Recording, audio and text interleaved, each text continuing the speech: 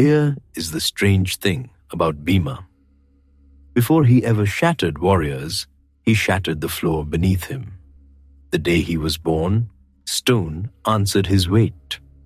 Nurses froze. The palace learned in one sharp sound that this child would not pass through the world gently. So, before you get comfortable, take a moment to like the video and subscribe, but only if you genuinely enjoy what I do here. And let me know in the comments where you're tuning in from and what time it is for you. It's always fascinating to see who's joining us from around the world.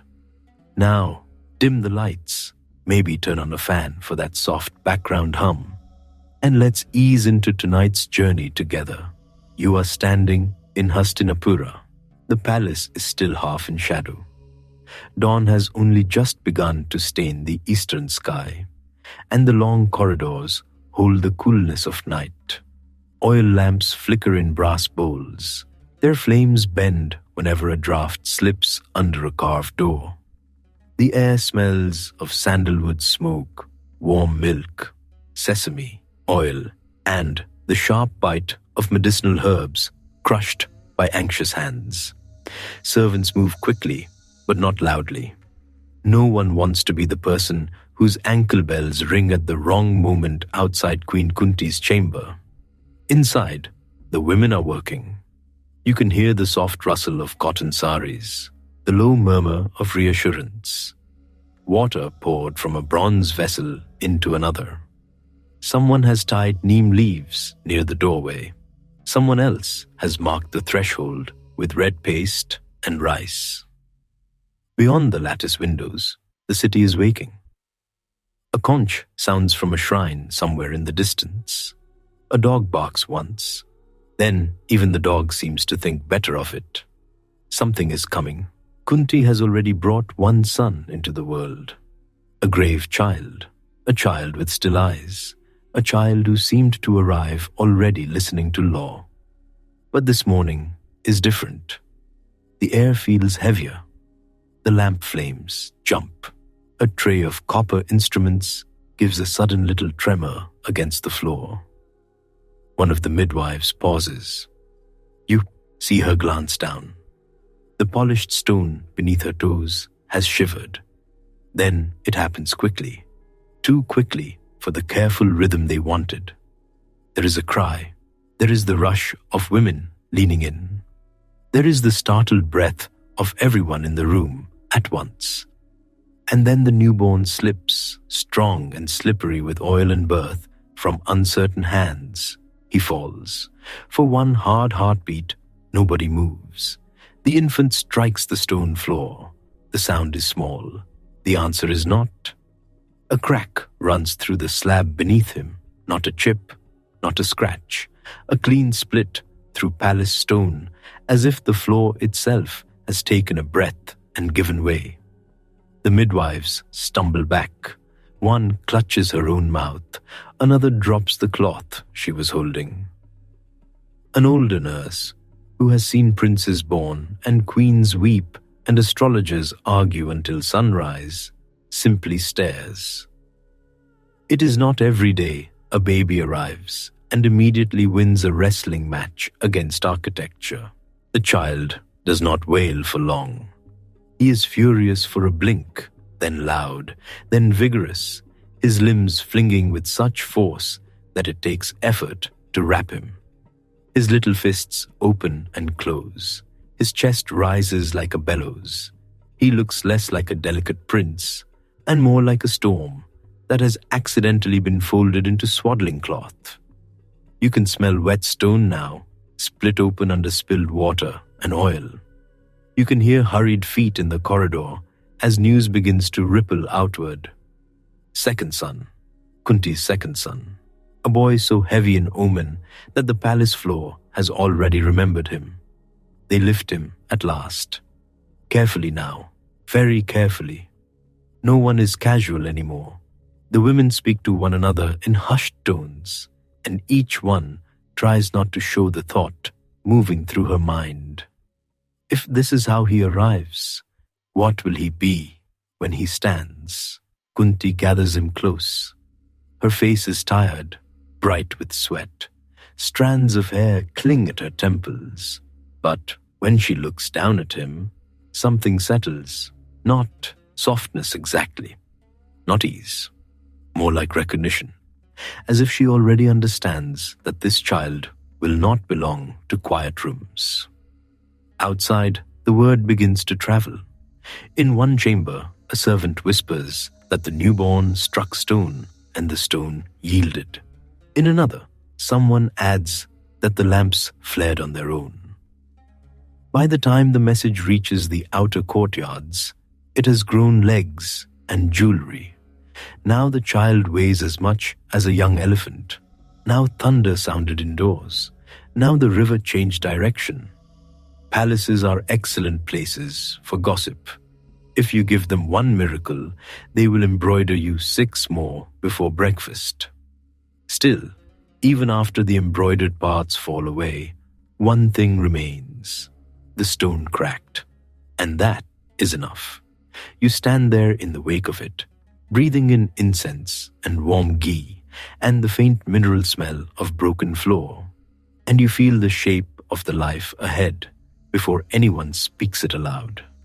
This boy will be fed more than other boys, watched more than other boys, feared sooner, tested sooner. He will be told again and again that strength is useful when it protects, dangerous when it overflows, inconvenient when it tells the truth too plainly.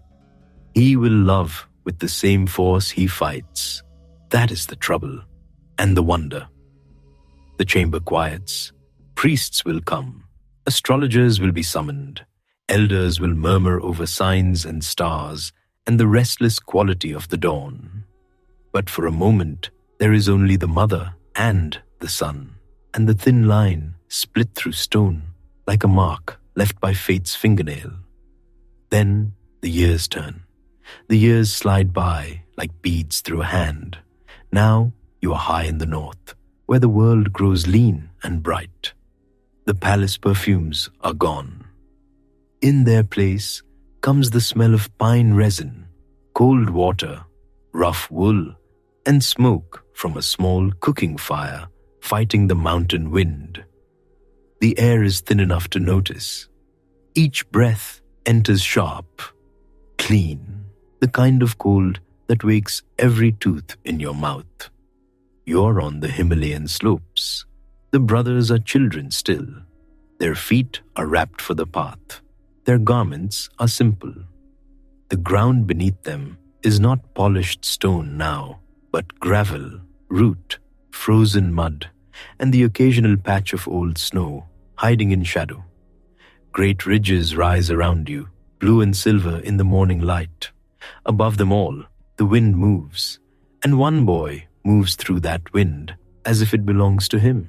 Bhima, already broad, already hungry, already impatient with pebbles, hills, and the general inconvenience of things being in his way. Yudhishthira walks carefully. Arjuna watches everything. The twins are still small enough to vanish behind a bundle if they stand in the wrong place. Bhima looks like he ate a full-grown shepherd and is thinking about seconds. He is not graceful, not yet. He comes down a slope too fast, slides half the distance, catches himself on a boulder, and laughs. He picks up what another child would drag. He asks for food before the morning meal is fully cooked, and again while it is being served, and once more after finishing. If there are 5 flatbreads, he can respectfully eat 7. This is a gift. This is a problem. The wind pushes at his hair. His cheeks are bright from cold. His hands are already large enough to make ordinary objects look borrowed from a smaller world. You hear the clink of metal pots. You hear a younger brother complain that Bhima took the larger share again. You hear Kunti telling them all to keep moving before the light changes on the path. And Bhima, carrying more than any of them, turns as if the load weighs nothing. That is how he will keep appearing. Not elegant, not subtle, not easy to miss, carrying a bundle of provisions, a younger brother, a promise, a family's anger, a family's safety. Later, much later, vows heavy as iron. Then grief heavier still, for now he is only a boy in mountain air, with a stomach like a sacrificial fire, and a stride that already makes loose stones skitter downhill. You follow him along the narrow path. The wind smells of cedar and snowmelt. Sunlight spills over the ridges in bands of gold. Below, far below, a river flashes like a blade. Bhima throws his head back and breathes as if the whole sky were his inheritance. Stay there for a moment. The palace crack is behind you. The long road is ahead. Poison waits ahead. Forests wait. Demons, exile, dice, oaths, war drums, the deep sound of a mace striking earth. But not yet, not yet. For now, he is simply the second son of Kunti, walking under the high cold heavens, already too large for childhood, already too fierce for gentleness, and already, in his own blunt and shining way, made of love. The wind rises, and somewhere in it, very softly, you can almost hear the sound before thunder. But let's go back further. Before the war, before the exile, before any of it, there was just a boy who was always hungry. The smell changes as you come down from the hills into Hastinapura. No pine now, no snow melt. Instead, warm brick in the sun, horses, sesame oil, damp river wind from the Ganga, and from somewhere deep inside the palace grounds, the holy perfume of frying ghee. Bhima notices that last one first. Of course he does. The Kuru palace is broad and busy and never quiet. Servants hurry across cool stone corridors. Brass pots ring against each other. Young princes run where they are told not to run. Silk rustles, conch shells sound at dawn and dusk.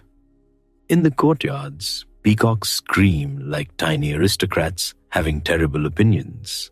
And in the kitchens, an old cook is already learning the shape of his new problem. Because the second son of Kunti eats like weather. Not greedily, exactly, honestly. If there are 12 flatbreads, Bhima assumes they were prepared for Bhima. If there are 40 sweet cakes cooling on a tray, he is not stealing them. He is simply noticing that they exist, a dangerous difference. You can feel the heat in the palace kitchens when he wanders through them. Fires crackle under blackened pots, rice steams, lentils bubble with cumin and asafoetida. Ghee shines gold in shallow pans. A boy with arms like young tree trunks leans in, inhales once, and half the staff stiffens in alarm. It gets funny for about a week. Then it becomes logistics. Kunti tries to teach fairness. Yudhishthira tries to teach restraint. Arjuna complains with the wounded dignity of a younger brother who arrived too late to the sweets. Nakula and Sahadeva learn to move fast or go hungry. Bhima listens. Bhima nods. Then Bhima asks if there is more. There usually is not. He's growing too fast. His shoulders broaden as if someone were stretching the world to fit him. His hands get larger. His appetite comes and goes like a monsoon wind, except the going part does not really happen. Palace cooks begin quietly doubling portions whenever the sons of Pandu are expected. One woman mutters that feeding him is like trying to fill a lake with a cup. Another says, no, worse. It is like feeding a fire that thanks you by asking for clarified butter. Bhima hears both and grins. He's still only a boy, a loud one. He laughs too hard, runs too fast, breaks things by accident, and then looks mildly offended that the thing failed to survive being handled by him. He hugs people the way a storm embraces a tree. Affection from Bhima is not always comfortable, but it is sincere, and that is part of the trouble. Because the sons of Dhritarashtra are watching him, all 100 of them, though one matters most. Duryodhana sees what everyone sees. He sees Bhima eat enough for 3 children and still want fruit afterward. He sees him race through the training yards and never seem to tire. He sees him wrestling in the dust with a careless joy that only makes the humiliation worse for everyone else. Bhima does not hate his cousins yet. That comes later. Now he only treats them like cousins, too rough, too direct, too unworried about pride. He seizes them by the waist and drops them into pools. He grabs 2 at once and bumps their heads together, then laughs when they stumble apart, indignant and dripping. He chases them through the gardens, shaking mango branches until fruit and princes rain down together. If you stand in the wrestling yard at noon, the dust clings to your ankles. The packed earth is hot. Sweat smells sharp in the air. Boys shout. Instructors clap and bark corrections. Somewhere a horse stamps in its stall. And there is Bhima, bare-chested, hair tied back badly, anklets powdered with dust, smiling the dangerous smile of someone who thinks all of this is a game. Duryodhana charges him with practiced form. Bhima catches him, turns, and sets him down in the dirt like a sack of grain. Not cruelly. That's the maddening part. Almost kindly. He does it to Dushasana, to Vikarna, to any cousin who challenges him. He ducks under lunges, lifts boys overhead, carries them squirming to the edge of the yard, and deposits them in heaps. Then he offers his hand to pull them up, as if this should solve everything. It does not solve everything. Duryodhana begins to burn. You can feel it in the way he watches, quiet at first, then sharpened, then cold. Bhima has what Duryodhana wants without seeming to work for it. Strength, presence, fearlessness, the affection of brothers, the kind of natural force that makes adults fall silent when he enters a room. It is one thing to lose to a better strategist. It is another to lose, day after day, to a boy who looks delighted to be alive. That kind of delight can make an enemy out of anyone already leaning toward darkness. There are other boys in the palace who understand rank and posture and when to speak softly. Bhima is not one of them. He says what he thinks. If food is bad, he says so with full mouth and honest disappointment. If a teacher is boring, his face announces it before his tongue needs to. If a cousin is a coward, Bhima does not dress the thought in silk. He wraps it in a brick and throws it. You are in the long shade of an evening corridor when he barrels through, half running, half skidding, because someone told him sweetened milk was being served in the West Court. Behind him comes Arjuna, faster in the feet but lighter in the world. Behind Arjuna comes a servant, already calling for them to slow down. They do not slow down. At the turn, Bhima nearly collides with Bhishma. Nearly. That is close enough to make every servant within sight stop breathing. The grandsire stands white-haired and still, robes untouched by haste, eyes bright with the old warrior's calm. He looks at the second son of Kunti, who has halted inches from disaster, and for one suspended moment, you expect thunder. But Bhima simply folds his hands and stammers, respect with all the grace of an elephant attempting needlework. Bhishma's stern mouth almost softens. Almost. Then he tells the boys to walk, not charge, through the corridors. He sends them on. The second they round the corner, Bhima exhales like a bellows and whispers something about How old men can appear from nowhere. Arjuna nearly chokes laughing. This is childhood in Hastinapura. Near misses, dust, training bruises, stolen fruit, bowstrings twanging in distant courts, the smell of sandalwood on elders and mud on boys, and always food somewhere, always one more meal, one more challenge, one more chance for Duryodhana to be thrown into the river and emerge with revenge fermenting quietly in his chest. The day at Pramanakoti begins beautifully. That is how such days usually begin. The riverbank lies bright under the sun. Water slides broad and slow, green-brown and shining. Reeds whisper at the edges. White cranes step through the shallows like priests late for a ceremony. The palace boys are brought there for sport and pleasure. Swimming, games, a meal under pavilions set up near the water. You smell river mud, wet grass, and cooked rice packed in leaf bowls. You hear laughter first. Bhima is magnificent in water. Of course he is. He splashes so hard, he creates local weather. He ducks cousins under with cheerful violence. He swims across the current and back, while others are still deciding whether the water is too cold. He dives deep, vanishes, then erupts behind someone with a shout loud enough to startle birds from the bank. Duryodhana laughs too. That is the strange thing. He laughs and plays and swims and smiles with all the brightness of cousinly affection. He calls Bhima over to eat.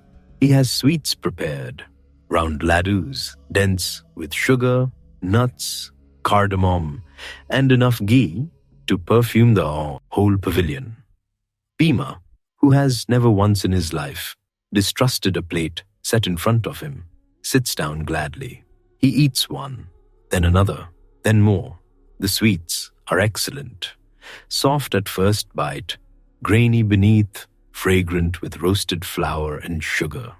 If danger had a flavor, on that day it tasted festive. You can almost feel the afternoon heat pressing down on the pavilion roof. Flies hum at the edge of the platters. Wet hair drips down Bhima's neck.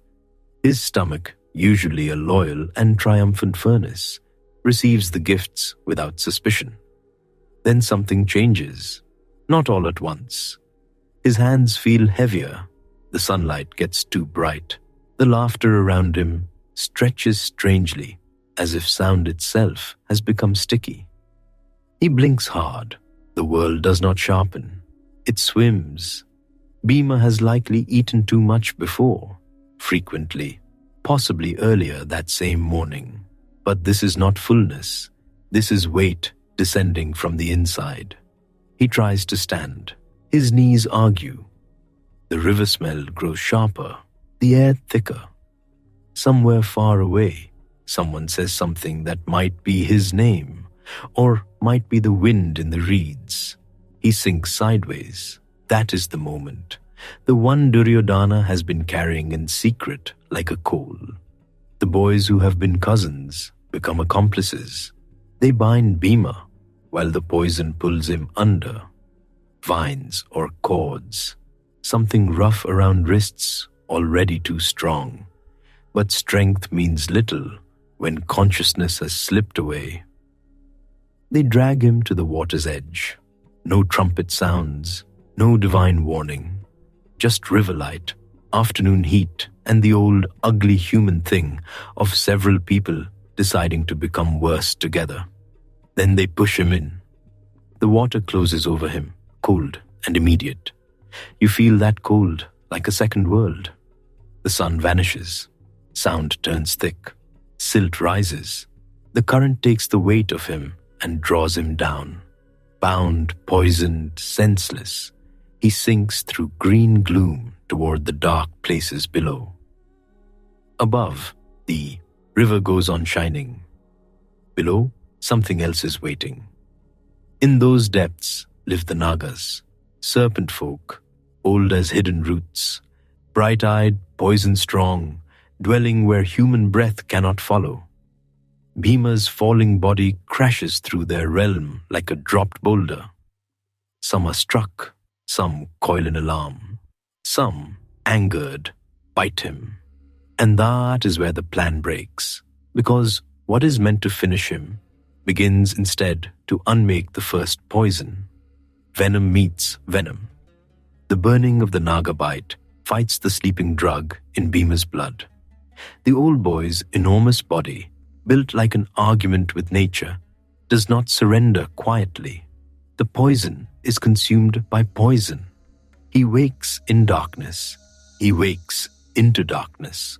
No palace roof above him, no riverbank, no sun, only strange light glimmering through underwater halls, scales flashing, coils moving, jewels set in serpent crowns, and Bhima, still a child, still tied, still furious by instinct, coming back to himself, surrounded by beings with fangs. He does not react with philosophy. He reacts like Bhima. He starts struggling. The cords strain. His limbs convulse awake. Several Nagas receive the first blows of his renewed life in the ribs, jaw, and general dignity. They retreat in astonishment. 1 minute a drowned boy. The next minute, a flood with elbows. Word reaches their king. Vasuki comes, or one among the great serpent lords, and with him recognition. This is no ordinary child. This is Kunti's son. This is the grandson of old lines that touch their own. This is the boy whom fate apparently refuses to misplace. So they free him. Then, because this day is not yet finished becoming absurd, they feed him, not rice, not sweets. They bring him a drink of Naga power, a venom nectar from their hidden stores, blazing with serpent strength. 1 cup would trouble a lesser being. Bhima drinks it, then another, then another. By some accounts, he drinks enough for 8 mighty draughts. It is more than any ordinary being could bear. For Bhima, it suits him perfectly. The liquid burns through him like fire turned silver. Strength moves into marrow, into muscle, into the deep places where breath becomes force. He sleeps after that, not the poisoned sleep of betrayal, but a heavy, enchanted rest, while his body takes in what has been given. When he wakes again, he is stronger than before, not by a little, not by the sort of amount that causes polite surprise, by the strength of many elephants gathered in one human frame. This is the part of Bhima's childhood that would be unbelievable if it did not suit him so perfectly. He is poisoned, thrown into a river, bitten by serpents, fed venom, takes a nap, and returns improved. Congratulations, you're a young prince. The bad news, your cousin tried to end you. The stranger news, it seems to have worked out wonderfully for your upper body strength. When the Naga sent him back, Bhima rises from the river like something the water could not digest. You stand there with him in that first gasp of open air. The sun is lower now. The bank smells of wet clay and trampled grass. Dragonflies skim the surface. The world looks offensively ordinary for a place where attempted drowning has just become a strength ritual. He drags himself onto the shore, coughing river water and outrage. He looks at his own hands. He flexes them. Something is different. He can feel it instantly. The power in his arms now is not merely boyish vigor. It is huge, quietly terrible. He clenches a fist and the reeds shiver. Or perhaps that is only the wind. With Bhima, it can be difficult to tell. Then comes the walk home. He has been missing long enough for the palace to grieve. Kunti has searched with that face mothers get when fear has burned past panic into something colder. Yudhishthira has gone silent. Arjuna is half wild with questions. The twins stay close together, sensing the shape of disaster without understanding all of it. You can smell the lamps when Bhima returns.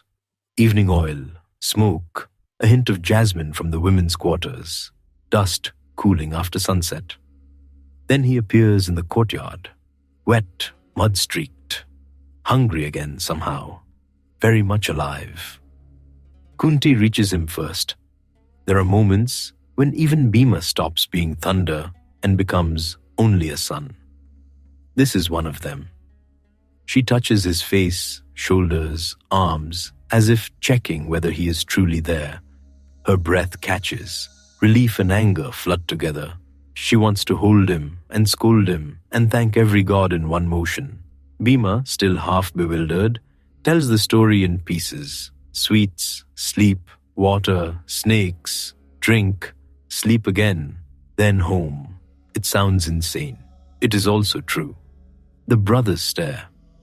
Arjuna's eyes widen at the serpent kingdom. The twins cling to every word. Yudhishthira listens and understands faster than anyone what lies beneath it all. This was no accident. The house of Kuru is no longer merely a house full of quarrelsome boys.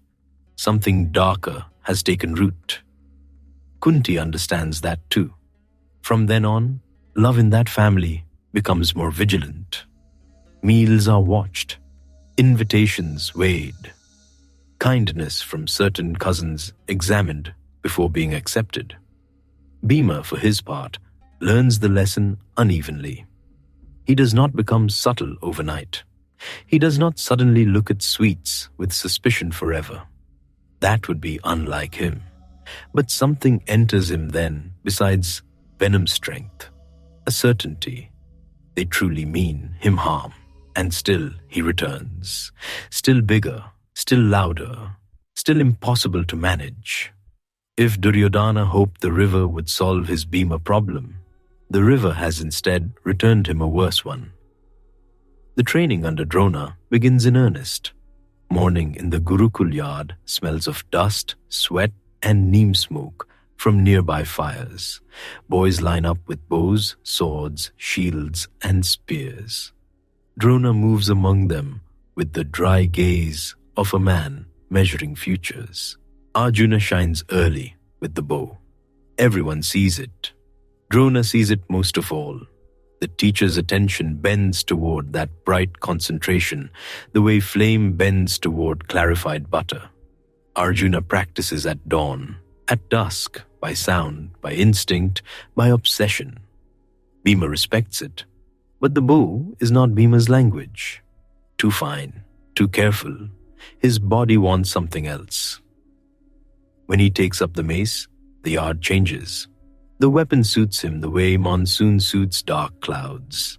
Heavy-headed, iron-hearted, built for crushing force and close certainty. No whispering flight through the air. No delicate string snap. A mace announces itself. It swings. It lands. It argues directly with bone, armor, pride, and earth. Drona teaches stance, grip, footwork, timing. Bhima learns quickly once the weapon is in his hands. His wrists are strong enough to guide the great weight without losing balance.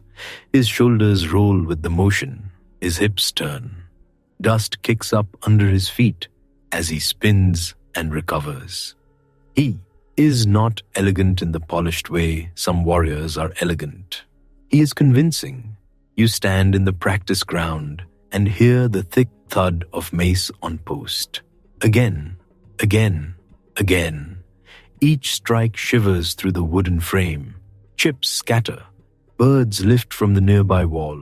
The other boys glance over and then pretend they were not glancing. Duryodhana chooses the mace too.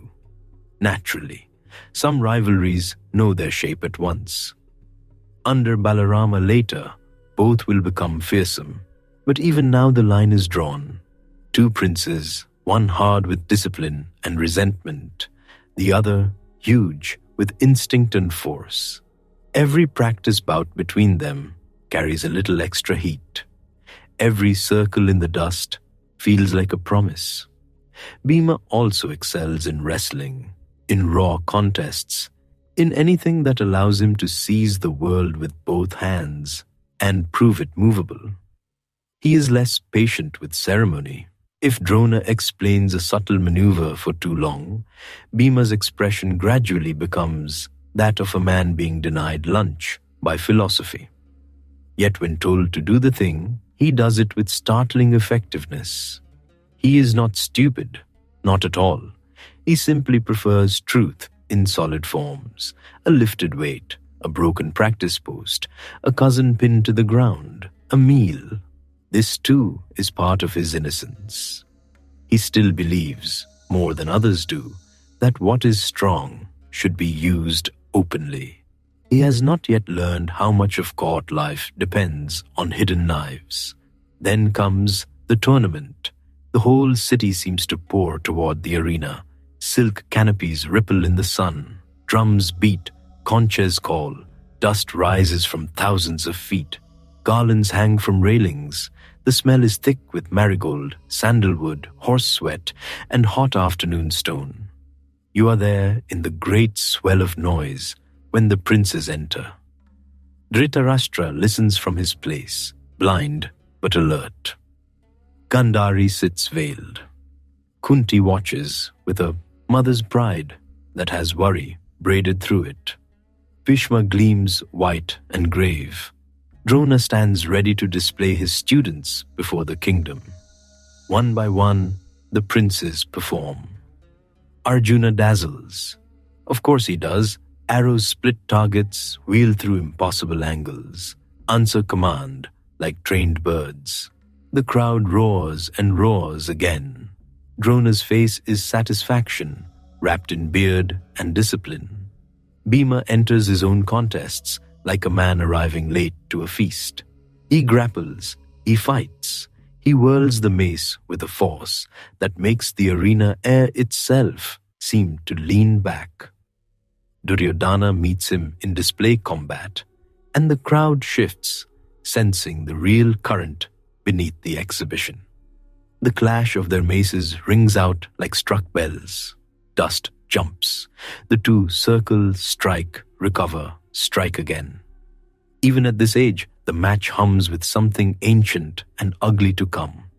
The instructors end it before skill turns into hatred, and hatred into irreversible action. Wise choice. Then the day swerves. A stranger steps into the arena, armor bright, earrings shining. The sun itself seems to like him. He carries confidence, not like a cloak, but like skin. Karna. The crowd changes note at once. Curiosity, surprise, then tension. He performs what Arjuna performed, or nearly, close enough to pull breath from the stands. Then he challenges Arjuna. To Bhima, it is very simple. Some man has appeared from nowhere and is threatening his brother in public. Questions of birth, rank, and propriety whirl around the edges of the arena like dry leaves. Bhima does not care. He cares that Arjuna is being challenged. He looks at Karna the way a guard dog looks at a stranger near the threshold. Not yet attacking, certainly willing. There is talk of lineage, of who may challenge whom, of kings and sons and status. Kripa raises the issue. The crowd murmurs. Karna's face hardens under the insult. Duryodhana, quick as flame-finding oil, rises and embraces him, granting him kingship on the spot, so no one can deny him standing. That whole political dance happens around Bhima like embroidery around a spear. He sees only this. Duryodhana has found someone dangerous, someone skilled enough to stand before Arjuna and not tremble. Bhima's loyalty is never abstract. It lands fast. He taunts when he thinks taunting will protect his own. He stands forward when standing forward is needed. The day that began as exhibition turns into omen. Kunti, looking on, recognizes what others do not. Her firstborn son and her third stand opposed before the whole kingdom. She says nothing. Her silence hangs over the arena, like a cloud no one else can yet see. But Bhima is not watching clouds. He is watching hands, shoulders, feet, the set of Karna's jaw, the ease with which Duryodhana smiles beside him. He understands threat long before he understands tragedy. And so childhood in Hastinapura begins to close, not end, not yet. There are still meals and practice, and brothers sleeping in one room, and the comfort of hearing familiar breathing in the dark. There are still mango seasons and festival lights and mornings when Bhima wakes already hungry and certain the day can be conquered by breakfast. But the edges have sharpened. Poison has been served. The river has been entered and survived. The teacher has placed weapons in their hands. The arena has shown the kingdom what these boys are becoming. You can feel it now if you stand beside Bhima at twilight after the tournament, when the crowds have thinned and the dust is settling back to earth. The arena smells of trampled flowers, sweat, churned soil, and extinguished torches. Bhima rolls his shoulders once, still restless from the day. Nearby, Arjuna is speaking quietly with Drona. Yudhishthira is already thinking ahead, because that is his nature. The twins hover close, bright-eyed, still talking over every detail. And Bhima glances toward the far side, where Duryodhana stands with Karna in the last red light. Two figures, still watching back. The evening wind moves over the grounds, warm from the day, carrying river damp and the faint smoke of cooking fires starting across Hastinapura. You stand there long enough to feel what the boy feels, though he could not yet name it. Not fear, never fear. Something simpler. The game is changing. And Bhima, who was built for clear things, for hunger and loyalty, and the honest language of force, is about to grow up in a house where almost nothing will be honest again. Years pass, Bhima grows. And then one afternoon, in a hall full of silk and ivory, the world breaks in half. The air in Hastinapura feels wrong that day. Not storm wrong, worse, still, heavy. Even the palace pigeons seem quieter, as if they know better than to flap near the great assembly hall. Servants move fast with lowered eyes. Sandalwood smoke coils from bronze censers. The floors shine like cool water. Everywhere you look, there is polish, ceremony, order, and under it all, rot. You walk with Bhima through long corridors where the stone is cold under bare feet and the carved pillars rise like pale tree trunks. His shoulders nearly brush the attendants as he passes. Men step aside without thinking. They always have. But today, no one meets his eyes. That is your first warning. The hall opens before you in a wash of lamplight and gold. Silk banners hang from the rafters. Ivory inlays gleam along the seats. The elders are already in place. Bhishma, white and grave as winter, moonlight. Drona, still as a drawn line. Kripa, Vidura, with his face carved by worry. Dhritarashtra, blind upon the throne, hearing everything, seeing nothing, which has become a family tradition. And there, near the dice board, sits Shakuni, relaxed, almost lazy, like a man about to peel fruit. The dice lie in his hand with a small, dry click. You hear that sound, and something in Bhima's body tightens. He does not like games that smell like traps. He especially does not like traps set for Yudhishthira, because Yudhishthira will walk into them politely, with both hands folded, and apologize for leaving footprints. Duryodhana is smiling already. That smile, the one that never reaches his eyes, the one that says he has been hungry for this moment for years. Bhima stands beside his brothers. He folds his arms. The heavy muscles in them bunch and settle. His jaw moves once. He says almost nothing, because this is Yudhishthira's matter now. And that is part of the problem. The dice begin. Soft sound, hard sound, ivory striking wood, then the murmur of men pretending not to enjoy it. At first, it is jewels, ornaments, gold, the ordinary madness of kings, piles of wealth-changing hands because honor, pride, and bad decisions have apparently decided to sit together for lunch. Bhima watches. He is already angry, but it is manageable. The sort of anger he has carried since childhood.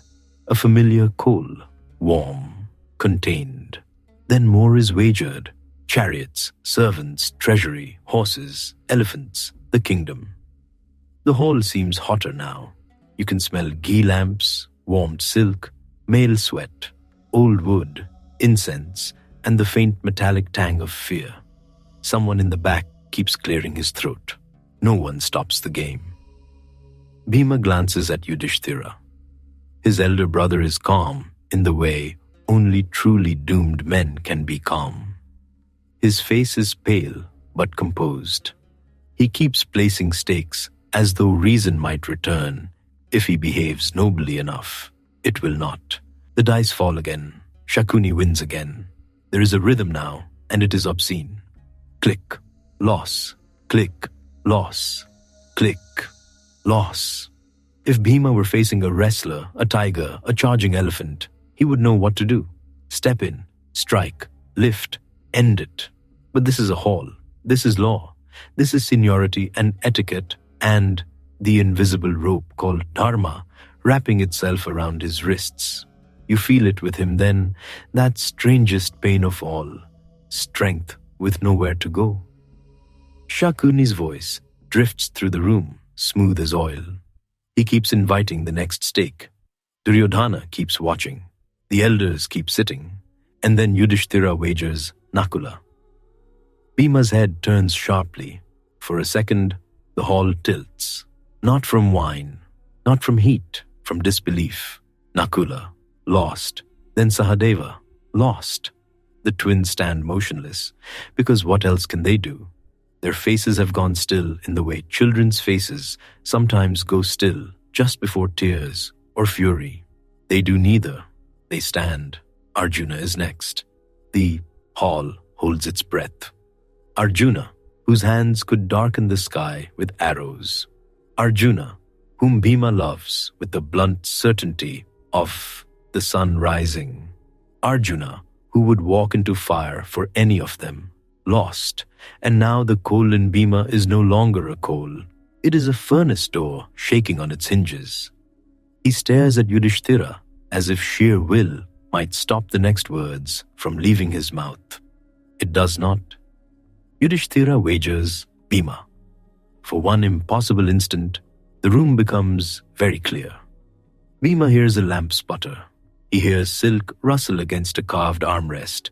He hears someone draw breath through their teeth. He hears the dice.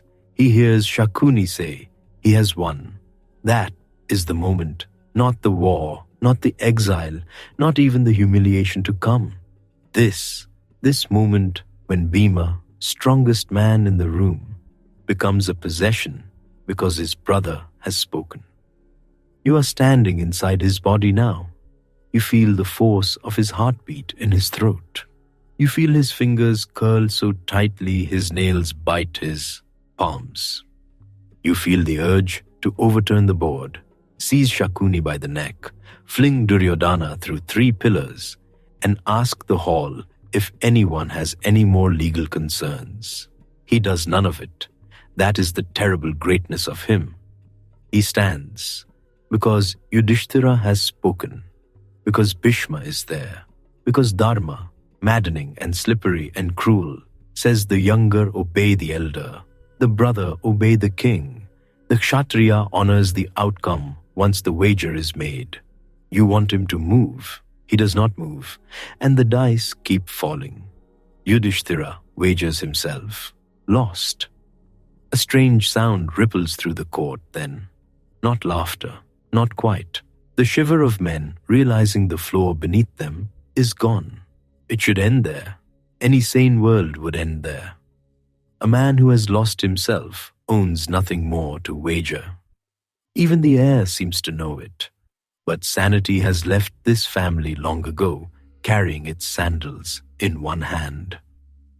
Shakuni asks if there is anything left, and Yudhishthira says, yes, Draupadi. The name lands in the hall like a dropped blade. Bhima's whole body goes rigid. You can feel the blood rush hot under his skin. His vision narrows. The lamps blur at the edges. If rage had weight, the floor would crack. Arjuna's face changes too. The twins look stunned.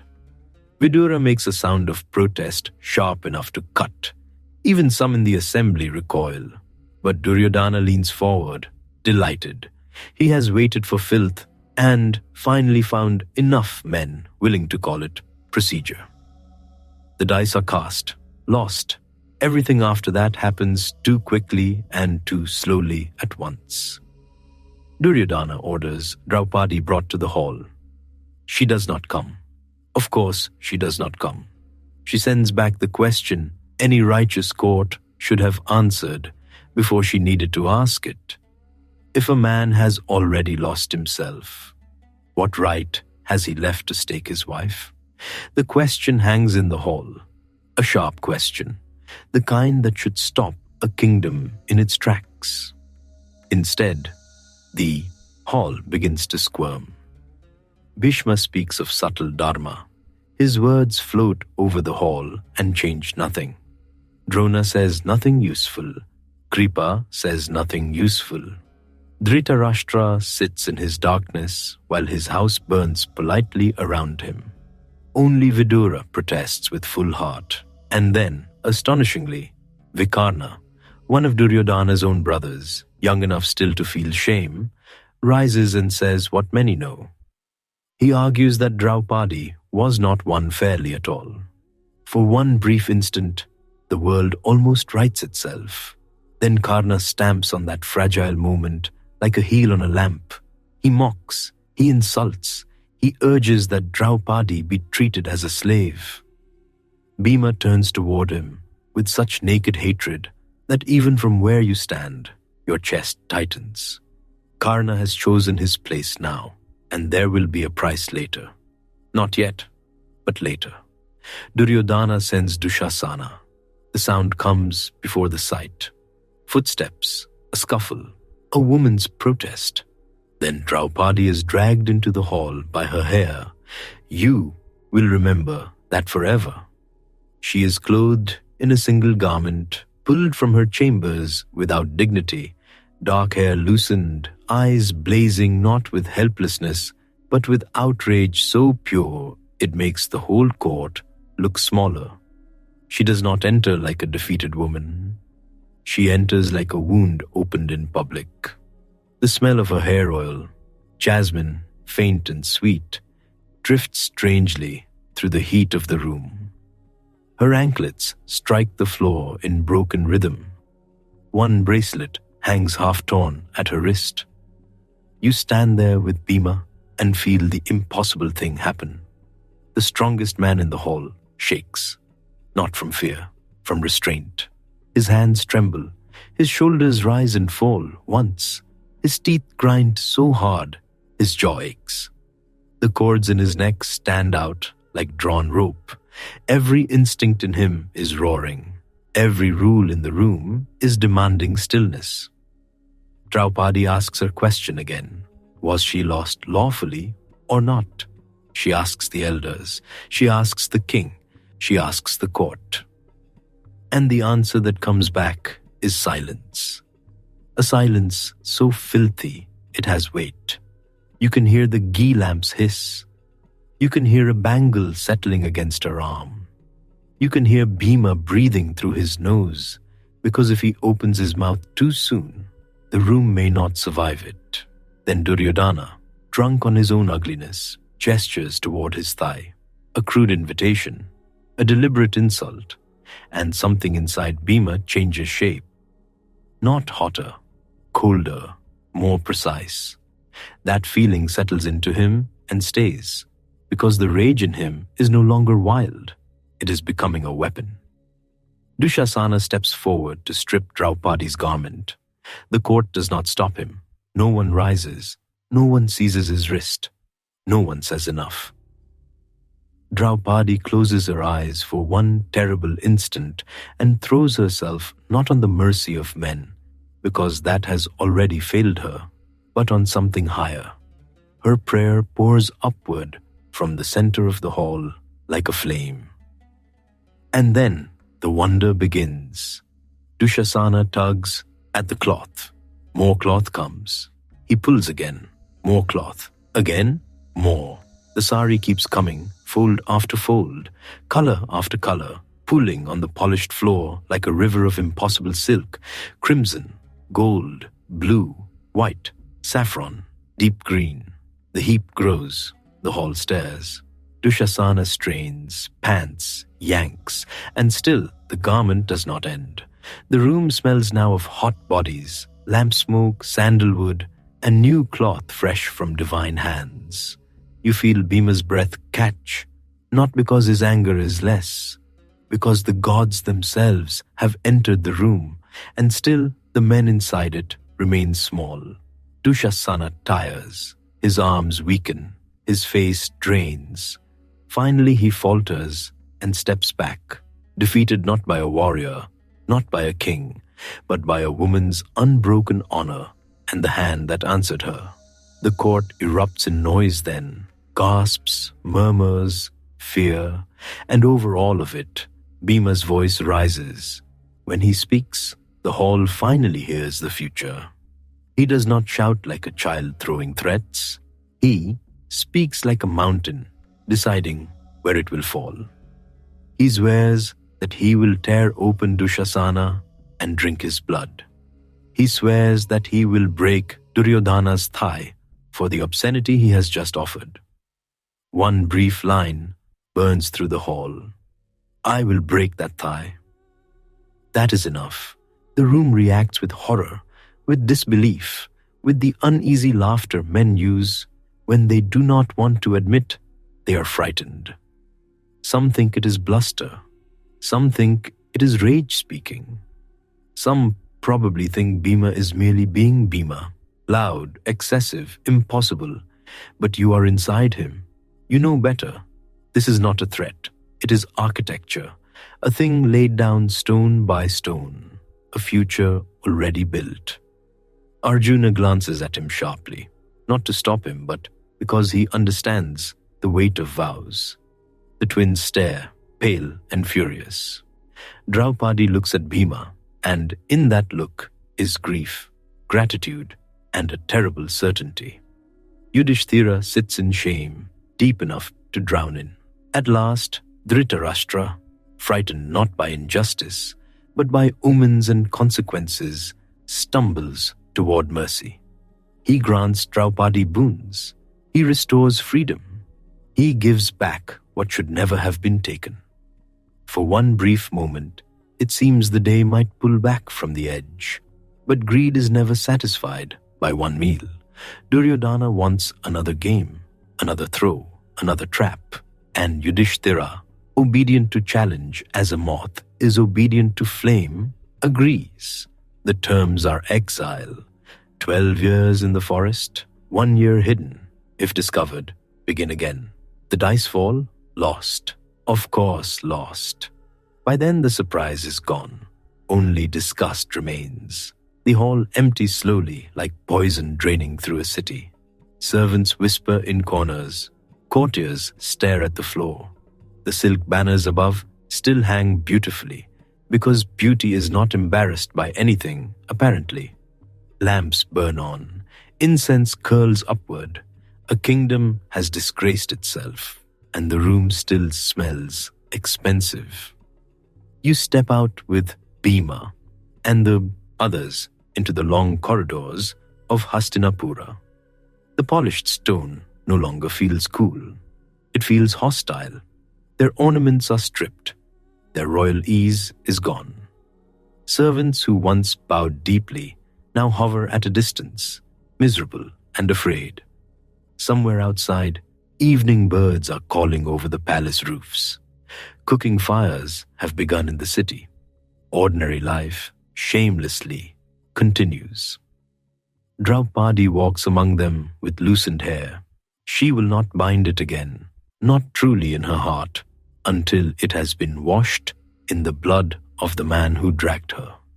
The vow is not only Bhima's, it lives in all of them now. Bhima keeps close to her, not touching, just there, like a wall that has learned to walk. You can feel how badly he wants action, immediate and physical and satisfying. Break the doors, split the columns, start with Duryodhana, and work methodically outward. It would improve the atmosphere immensely, but they do not fight. Not here, not now. That is another burden. Bhima must lift, the burden of waiting. Outside the city gates, the world changes texture. The palace marble gives way to dust. The shaded corridors give way to late sunlight and road heat. The smell changes too. Less incense, more dry earth, oxhide harness, sweat, dung smoke, crushed neem leaves. The sky opens above them, vast and indifferent. People gather along the road. Some weep openly. Some curse the Kauravas under their breath. Some fold their hands as the Pandavas pass, unable to offer anything but witness. A dog barks from somewhere beyond a cartwheel. Children are hushed. Women press the ends of their saris to their mouths. Old men shake their heads and mutter that such things stain a kingdom for generations. Bhima carries what others do not notice at first. He takes the heavier bundles without discussion. He lifts what needs lifting. Weapons, supplies, rolled bedding, water vessels, the practical miserable weight of sudden exile. He does it automatically. That is his love language, if you like. Not poetry, not philosophy. Pick up the load. Keep walking. You walk beside him as twilight thickens. Dust clings to his calves. His hair smells faintly of sweat and smoke. His breathing has steadied, but the fury has not lessened. It has merely gone inward, where it is becoming durable. Behind them, Hastinapura glows in the distance, all towers and lamps and royal roofs. Ahead, the road darkens into forest. Draupadi stumbles once from exhaustion. Bhima is there before the step is finished. He steadies the load on one shoulder and slows without making a show of it. The twins close around her. Arjuna scans the tree line automatically. Yudhishthira walks at the center, carrying guilt like an invisible crown. No one says much at first. What could possibly be said? They have lost everything in public. Even the evening air seems ashamed to touch them. The little scraps of humor that usually flicker around hardship do not yet have room to breathe. Not tonight. Night gathers. Crickets begin in the grass. Somewhere water moves over stones. The first cool wind of evening brushes sweat from the skin. You smell river damp and wild basil crushed underfoot. They make camp at last beneath trees, far enough from the city that the sounds of palace life are gone. A small fire is lit. Its smoke rises thin and blue into the dark. Draupadi sits apart at first, silent, eyes fixed on the flames. Her face in firelight looks carved from grief and iron. Arjuna sits near her. The twins move quietly, trying to make a decent camp out of nothing. Yudhishthira looks older already, and Bhima paces, back and forth, a caged lion in a forest that is technically uncaged, which somehow makes it worse. Leaves crunch under his heels. His hands keep closing and opening. Every few breaths, his chest swells like he's about to speak or roar or split a tree. At last, he does speak. Not wildly, clearly. He tells Yudhishthira what no one else dares say plainly enough, that this happened because of the game, because of weakness before dice, because honor without caution is just another road to ruin. The words are hot, but they come from pain, not contempt. Arjuna calms him as best he can, not by denying the truth, by reminding him that they will have their day. That matters. Bhima is not a patient man by nature. Asking him to wait is like asking a monsoon to hover politely offshore. But for his brothers, for Draupadi, he will do even that impossible thing. You can feel the effort of it in his body. The forest around them smells of bark, damp earth, cooling ash. Owls begin calling overhead. The stars come out one by one. A deep hush settles over the camp then. You are here with them, on rough ground, wrapped in night air, listening to small sounds, the crackle of fire, the shift of someone lying down on a blanket, the rustle of leaves when the wind moves through. And at the edge of the firelight, Bhima finally sits. Not comfortably. He sits like a guard dog, pretending to rest. Draupadi's tears come quietly then, not the public grief of the hall, but the private exhaustion after rage. Bhima hears them. He does not offer speeches. He does not say the wound will heal. He does not insult her with comfort too small for what happened. He gives her something else, certainty. He reminds her and all of them of the vows. Dushasana will fall. Duryodhana's thigh will break. The day will come. He speaks it into the dark, and the dark holds it. That is how he keeps everyone together. Not with plans, not with wisdom, with force of being, with the massive, almost ridiculous solidity of him. As long as Bhima is there, the camp feels less breakable. As long as Bhima is breathing beside the fire, even exile feels temporary. This is his gift. He cannot make the world fair. He cannot untangle Dharma once it has knotted itself around weaker hearts.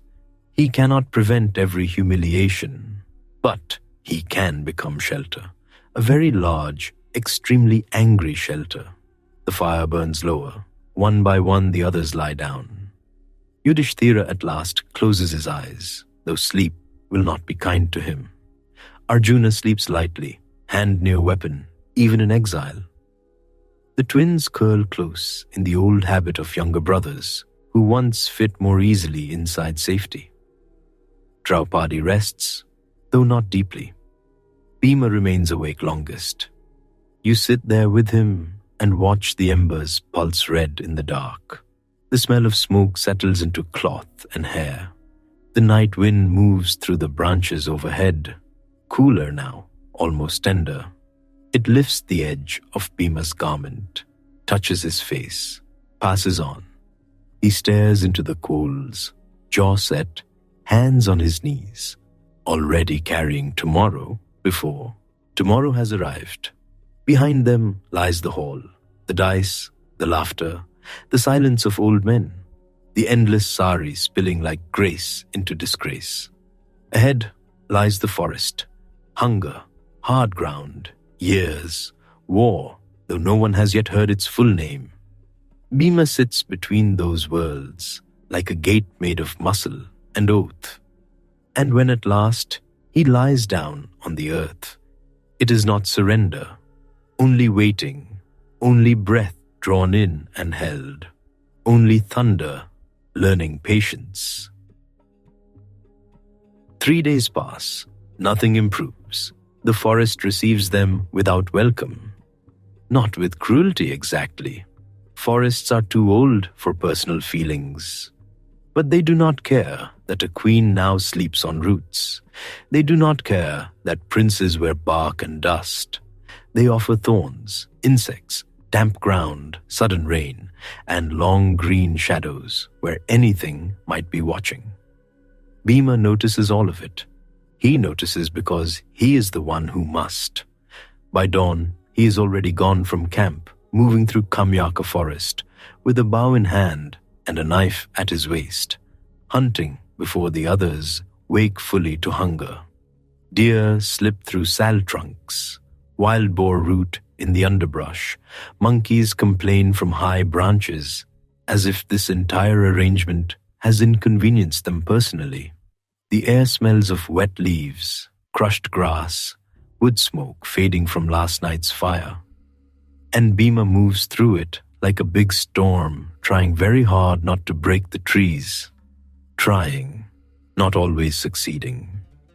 You go with him now, barefoot on the cool earth, hearing the soft suck of mud and the crackle of dry twigs under his weight. Every few steps he pauses, head tilted, listening, not just for prey, for danger, for anything that might come too close to the camp while his family still sleeps. That is exile for Bhima, not reflection, not philosophy, inventory, food, water, firewood, tracks, wind direction, strange smells, broken branches, whether Draupadi looked too pale this morning, whether Sahadeva is pretending his feet do not hurt, whether Yudhishthira has gone too quiet again. The days settle into a hard rhythm.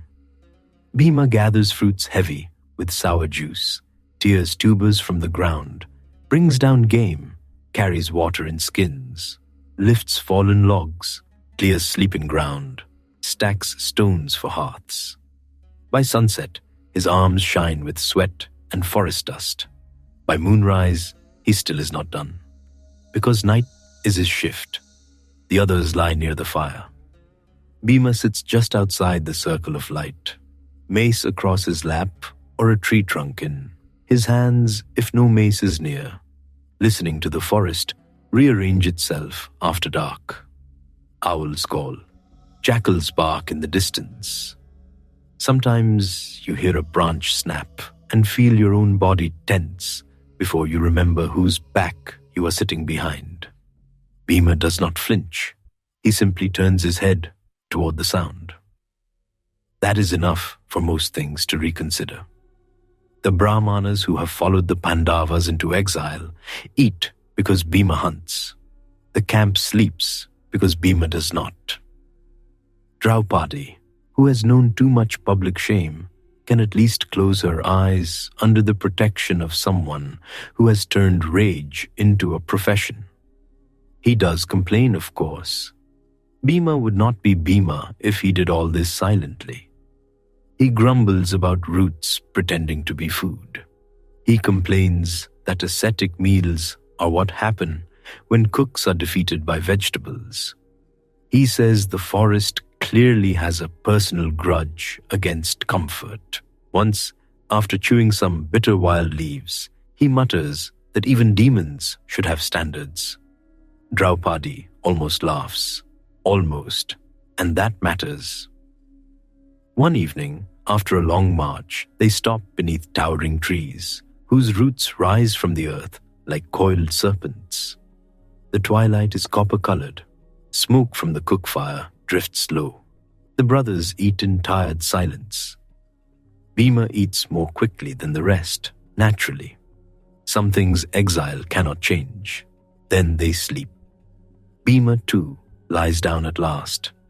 That is when the smell comes. Not smoke, not rain, not animal musk. Something sharper, wild, a scent like resin, damp bark, and the strange sweetness of flowers blooming where no one planted them. Somewhere nearby, another pair of eyes has found the camp. In that forest lives a Rakshasa named Hidimba, huge and hungry, with teeth made for flesh and a temper made for lonely places. He smells human beings and sends his sister to see what has entered his hunting ground. Her name is Hidimba too, though the forest shapes names the way rivers shape stone. She comes through the trees, silent as mist, and then she sees him. Bhima is sleeping on the earth, one arm thrown over his chest, shoulders broad as a gateway, breath deep and even. Moonlight catches the line of his jaw. His hands, even at rest, look like they could uproot a hill. For a long moment, the Rakshasi just stands there. Her brother sent her to bring meat. Instead, she finds a man who looks like a challenge, a shelter, and a fever dream all at once. The wind shifts. It carries his scent to her. Sweat, smoke, iron, wild grass. Something changes in her face. By the time she steps closer, she is no longer wearing the rough terror of her forest form. She has taken on a shape gentler to human eyes, beautiful in that dangerous moonlit way. Some things are beautiful right before they alter your life. She wakes Bhima quietly. He opens his eyes at once. No groggy confusion, no startled fumbling, just instant readiness. You can feel the night around him tighten. The woman before him tells him everything in a rush. Her brother is near. He means to devour them all. She herself was sent to lure or seize them, but she has no wish to do it. She wants him to rise, to take his family and go, quickly. Bhima listens. Then he glances back at the sleeping shapes around the fire. His mother, his brothers. Draupadi is not with them yet in this part of exile, but the habit is already there. When Bhima guards, others sleep. He tells the Rakshasi, calmly, that he is not leaving his people to be hunted in the dark. She urges him again. He refuses again. And because Bhima has always had a dangerous fondness for bluntness, he also makes it clear that if her brother wants a meal, he is welcome to come chew on someone his own size. That invitation travels poorly. A crashing begins in the trees. Branches snap. Birds burst upward from the canopy. Hidimba the Rakshasa, having waited long enough and smelled enough delay, arrives in his true rage. He is enormous, hard-muscled, with eyes hot as coals and arms like black tree limbs. When he sees his sister standing close to the human instead of delivering him for supper, his fury doubles. The forest suddenly feels too small for all this temper. Bhima rises to meet him. You are there in the dark with the fire behind you and the cold ground under your feet. And this is the first thing you understand. Bhima has been waiting to hit something for a very long time. The fight wakes the camp in an instant. Yudhishthira sits up. Arjuna is already reaching for weapons. Kunti gathers the younger twins close and stares into the dark where the sounds are coming from. Thuds, roars, trees shuddering, the kind of impact that makes birds reconsider their life choices. Bhima and the Rakshasa seize each other and wrestle through the forest, tearing creepers, trampling shrubs, slamming against trunks, thick as pillars. They look less like two men and more like two mountain spirits who have forgotten manners. No arrows, no distance, just grip and force. Bhima laughs once in the middle of it. Not because it is funny, because at last his body gets to say what his mouth has been carrying since the dice hall. The night fills with the smell of torn earth and crushed leaves. At length, Bhima lifts the Rakshasa, spins him, and brings him down so hard the forest goes still around them. When it ends, Hidimba lies fallen among broken branches, and the dark itself seems to step back a little. The danger passes. The stranger woman remains. She stands before Kunti and the brothers now with no deceit left in her. She asks for Bhima openly, not as prey, as husband. She speaks with the straightforwardness of beings raised outside courts and rules. She wants this man. She chose him the moment she saw him. She will not pretend otherwise. It is such a strange request, arriving in the middle of exile, But exile is full of strange doors. Kunti listens. Yudhishthira listens. Bhima stands there breathing hard, hair loose, chest still rising from the fight, and looks suddenly less certain than when he was wrestling a demon. That is the strange part. Rakshasas, no problem. A woman clearly stating what she wants. Much more complicated. Permission is given, with limits. Bhima may stay with her for a time, but he must return. Duty still holds him by the ankle, even in a forest, even in desire. So for a brief season, Bhima enters another life. He goes with Hidimba through forest paths no human courtier would ever find. The trees grow taller there, the streams run colder, mist hangs low at dawn. Strange flowers open only at night, pale and fragrant as spilled moonlight. You follow them into that quieter wilderness where Bhima, of all people, becomes almost shy. Almost. Hidimba is nothing like the women of palaces. She has no patience for polished phrases. She laughs loudly. She moves like she belongs wherever her feet touch the ground. She is fierce, practical, and entirely uninterested in making Bhima smaller so anyone else can feel comfortable. This suits him beautifully. They eat wild honey. They walk ridgelines above the trees. They sleep beneath stars, so sharp they look carved into the sky. When rain comes, it comes warm and sudden, drumming on leaves broad as shields. For a little while, Bhima is not only a son, brother, exile, avenger. He is simply a man loved directly. And then their son is born, Gatotkacha. The child arrives almost as if the forest itself has shaped him in a hurry from laughter, thundercloud, and appetite. Large from the beginning, broad-headed, bright-eyed, with the uncanny energy of both worlds in him, he grows with astonishing speed. One season, he is an infant in his mother's arms. Almost immediately, he is a child scampering over rocks. Soon after, he stands tall, enough to look Bhima in the chest and grin. The grin is unmistakable. The forest will have trouble containing him. Gatotkacha adores Bhima at once. He follows him through the woods. He demands stories. He wants to know how hard he can hit a tree before the tree complains. He laughs with his whole body. Birds scatter when he gets excited. Once he brings Bhima a boulder as if it were a fruit. Bhima, who has spent so much of his life being the dangerous one, now meets someone even less subtle. There is joy in that, real joy.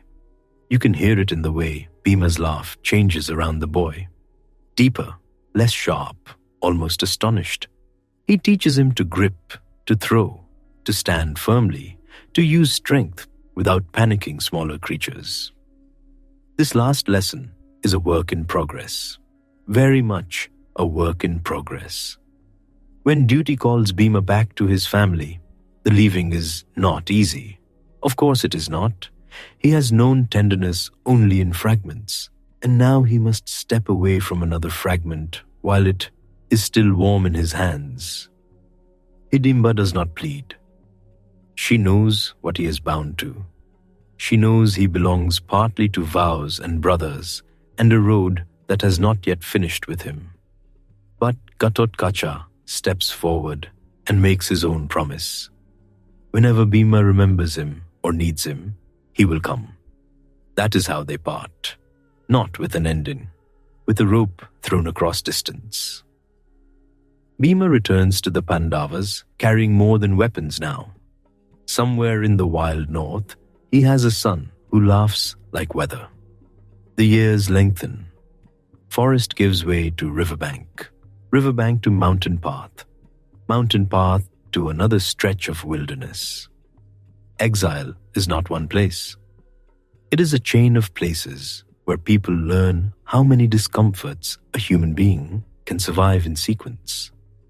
Sometimes sages come and tell long stories by the fire. Sometimes demons come and need discouraging. Sometimes hunger arrives in a dull, familiar way, and Bhima goes out before dawn to solve it.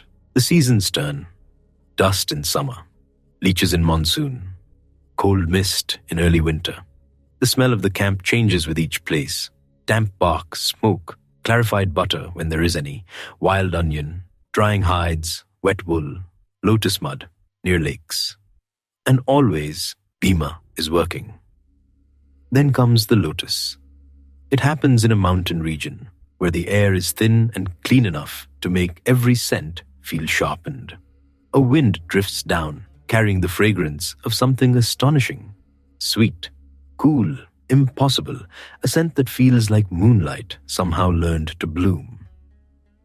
A Saugandhika lotus, carried from far-off celestial waters.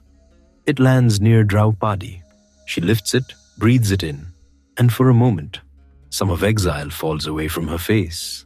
She says she would love more of these flowers, not greedily, not foolishly, just with that quiet hunger people get for beauty when life has become all endurance and no ornament.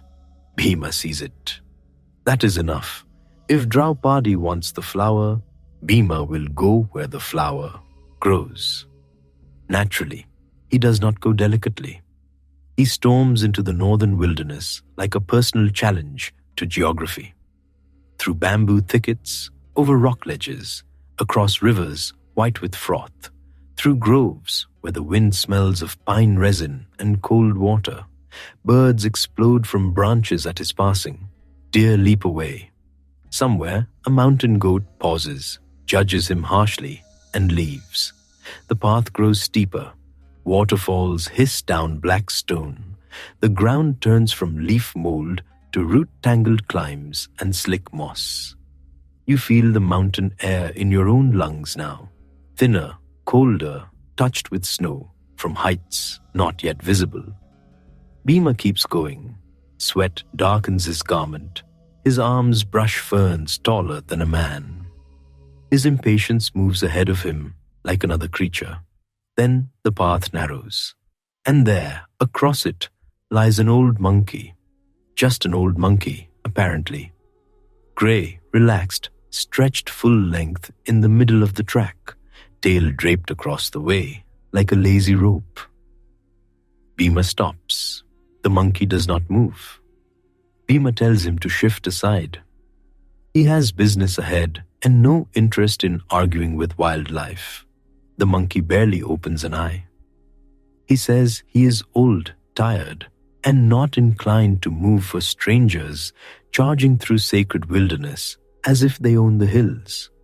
If the traveler is in such a hurry, he may kindly lift the tail and step over. Bhima stiffens at once. It is almost musical. He, son of the wind, breaker of trees, terror of Rakshasas, is being mildly inconvenienced by a monkey who cannot be bothered. So Bhima reaches down with one hand. The tail does not move. He frowns, uses both hands. Nothing. He sets his feet, tightens his arms, and pulls in earnest. Still nothing. Not a finger's breadth. The old monkey remains where he is, looking only slightly interested now. Bhima's breathing changes. Not from effort alone, from the first cold touch of understanding. This is no ordinary creature. The forest around them has gone strangely still. Even the leaves seem to be listening. Bhima folds his hands and asks, more carefully now, who this being truly is. Then the old monkey smiles, and the whole mountain seems to brighten. He reveals himself as Hanuman, mighty among Vanaras, leaper across the sea, bearer of Rama's cause, and Bhima's elder brother through their divine father, Vayu. The wind that fills Bhima's chest filled Hanuman's first. The strength Bhima carries like a storm, Hanuman carries like a song. What can Bhima do than except bow? This is humility not beaten into him by defeat, but drawn from him by recognition. He has met someone who is everything he is, strong, fearless, wind-born, but older, greater, steadier, not diminished, refined. You sit with Bhima in that high silence while Hanuman speaks. He tells him of old ages, old wars, long roads, and the right use of force. He lets Bhima feel, for one blazing instant, a glimpse of his vast form, mountainous, radiant, impossible.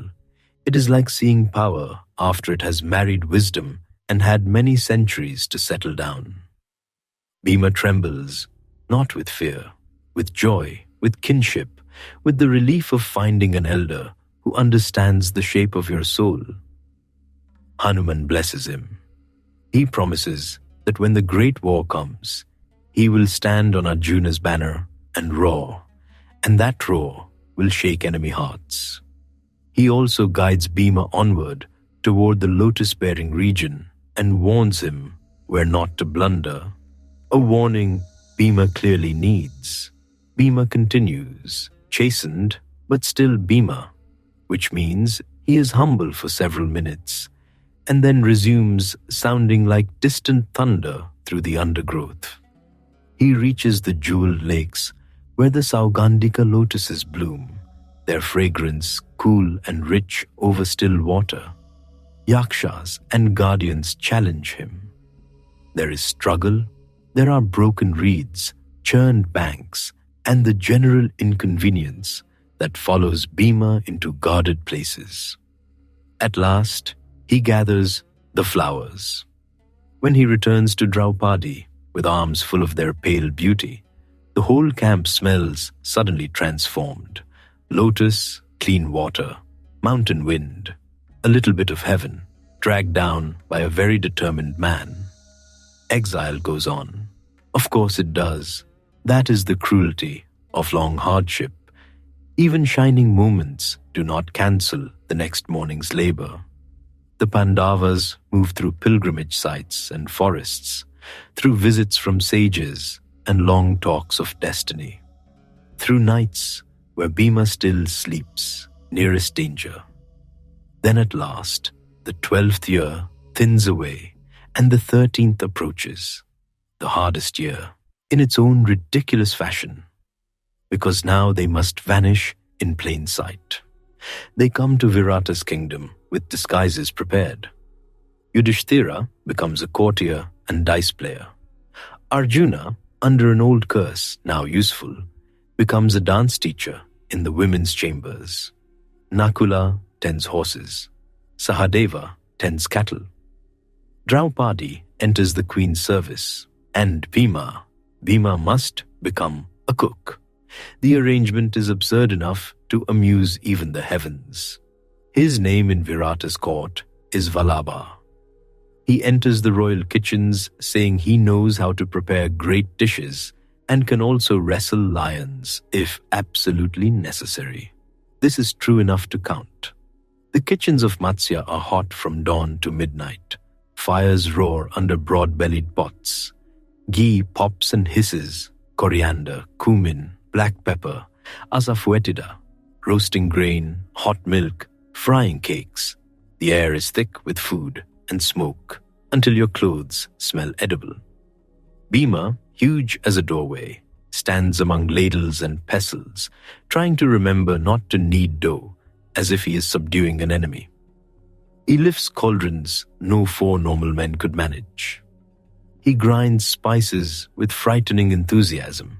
He tastes everything, constantly, entirely in the name of quality control, naturally. The kitchen staff adore him and fear him in equal measure. How could they not? He chops vegetables with the concentration of a battlefield commander. He stirs vats of soup one-handed. When a sack of grain tears, he simply hoists the whole remaining load against his hip and pours. Once, when a cook complains that the butter churn is stuck, Bhima unsticks it so thoroughly that the poor thing nearly spins into a new life. And yet, he must act smaller than he is. That is the true burden. He must bow when spoken to, accept orders from men he could carry under one arm, smile blandly, pretend not to hear insult, keep his shoulders rounded, his power tucked in, his temper tied down with kitchen cloth. You stand beside him in the steam and feel how unnatural this is. He moves through the kitchen like a tiger forced into aprons and recipes. Even the lentils seem to fear him a little. Still, he does it for the vow, for the year, for the family. At night, he sometimes slips away to meet Draupadi in secret corners of the palace or behind storehouses smelling of grain and dry hay. There, at last, they can speak. Plainly, she tells him what the court is like. He tells her which nobleman complained that the rice was too soft and survived only because Bhima is currently practicing restraint. Then Kichaka notices Draupadi. Kichaka, brother of Queen Sudeshna, commander of Virata's army, swollen with rank and habit, used to getting what he wants, because no one in the palace likes the trouble of refusing him.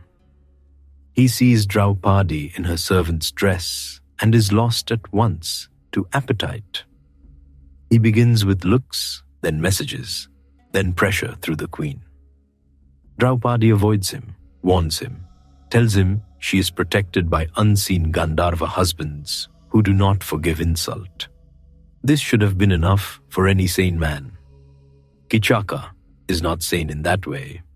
Power makes certain men stupid. He follows, he corners, he insists. He mistakes her vulnerability for opportunity, which is the oldest and ugliest stupidity in courts. When Draupadi comes to Bhima, after one such encounter, he sees at once how close he is to losing control. Her hair is disordered. Her breath shakes with fury more than fear. She tells him Kichaka laid hands on her in open view, and the court did what courts do when a strong man misbehaves, and everyone hopes the moment will pass if they stare at the floor.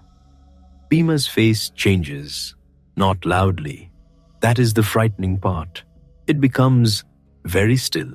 You can almost hear the 13 years inside him rise to their feet. The palace around them smells of lamp oil, polished wood, old silk, cooking rice from distant rooms. Outside, evening settles violet over the city. Somewhere musicians are playing for people who have not yet learned that Kichaka's last night has already begun.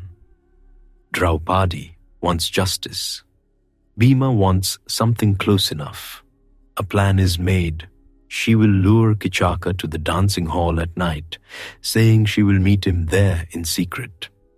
He, swollen with confidence and perfume, will come expecting one thing.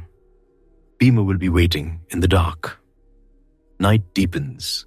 The hall lies mostly empty, wide-floored and shadowed, with pillars rising pale in lamplight. Fabrics hang still. The scent here is old incense, dust, and faint flower oil from dancers' hair. Bhima hides, wrapped in darkness, body coiled. You are there with him. You can hear Kichaka before you see him. Soft sandals, bracelets, the smug little paws of a man enjoying his own anticipation. He enters laughing under his breath, speaking low, certain of himself. Then his hands touch not Draupadi, but Bhima. That is the end of his certainty. What follows is swift and terrible and contained.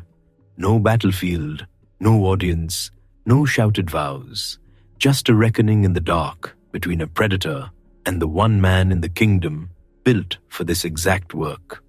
Kichaka struggles like a trapped bull. Bhima closes around him like fate. The hall shakes, then stills. When dawn comes, Kichaka is found fallen, and no one mistakes what has happened except in the convenient details. Draupadi says her Gandharva husbands punished him. The palace believes it because the alternative is too frightening. Good. Let them be frightened. Kichaka's brothers burn with vengeance and try to seize Draupadi, to drag her toward the funeral fire in their rage. But Bhima is there too, again in the dark, again where danger thinks a woman stands alone.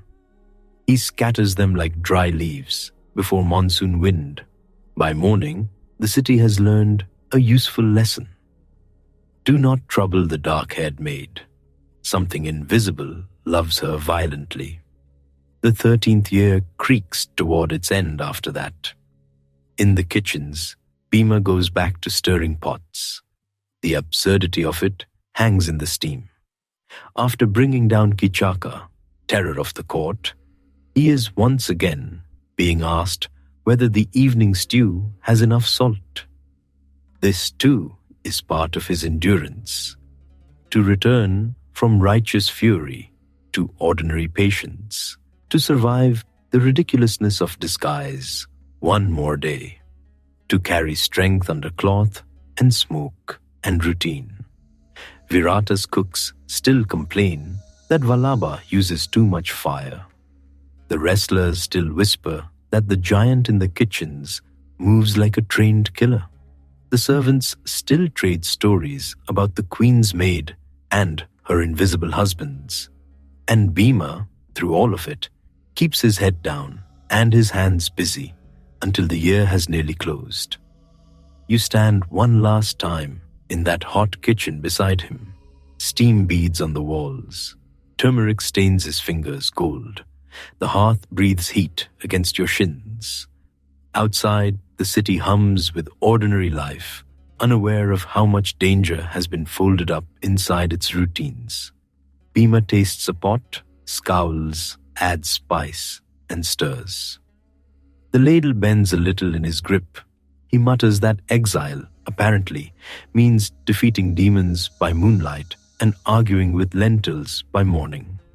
Then he glances toward the doorway, leading deeper into the palace, where his family lives under borrowed names, and the humor fades.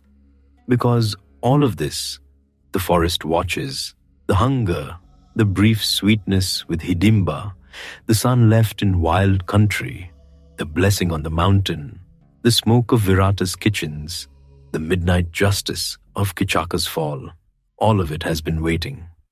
Waiting with him, waiting inside him. The vow made in the dice hall has not dimmed. It has seasoned, like iron left in weather, like a blade wrapped in cloth. The year is nearly done now. Disguise is almost over. And Bhima, who has spent 13 years carrying food, wood, grief, secrets, and fury, is about to be allowed to carry something much simpler: war. And then the conch shells blow, not for peace, for war. 18 days that will empty the world. Dawn spreads over Kurukshetra in a pale wash, and the field is already awake before the sun clears the horizon. Horses stamp and snort. Elephants sway like dark hills. Standards snap in the dry wind. The smell reaches you first. Dust, leather, sweat, hot oil from chariot axles, incense from morning rites that somehow still happen beside all this waiting iron. Bhima stands with mace in hand. No disguise now, no kitchen smoke, no hiding. Just the huge familiar weight of the weapon resting against his shoulder, as natural to him as a second spine. His chest rises once, slowly. He looks across the field, toward the Kaurava lines, and for a moment he is utterly still. Then the drums begin, and stillness is over. You feel the ground tremble before Bhima moves. He does not glide like Arjuna. He does not shimmer like Krishna. He goes forward the way monsoon water goes downhill, direct, loud, impossible to argue with. Men see him coming and tighten their grip. Some shout, some forget to shout. He had made 2 vows in that hall, one for Dushasana, one for Duryodhana. But there had been more than those 2 in the room that day. More faces laughing, more brothers smirking, while Draupadi stood in a single cloth and every decent thing in the world seemed to hold its breath.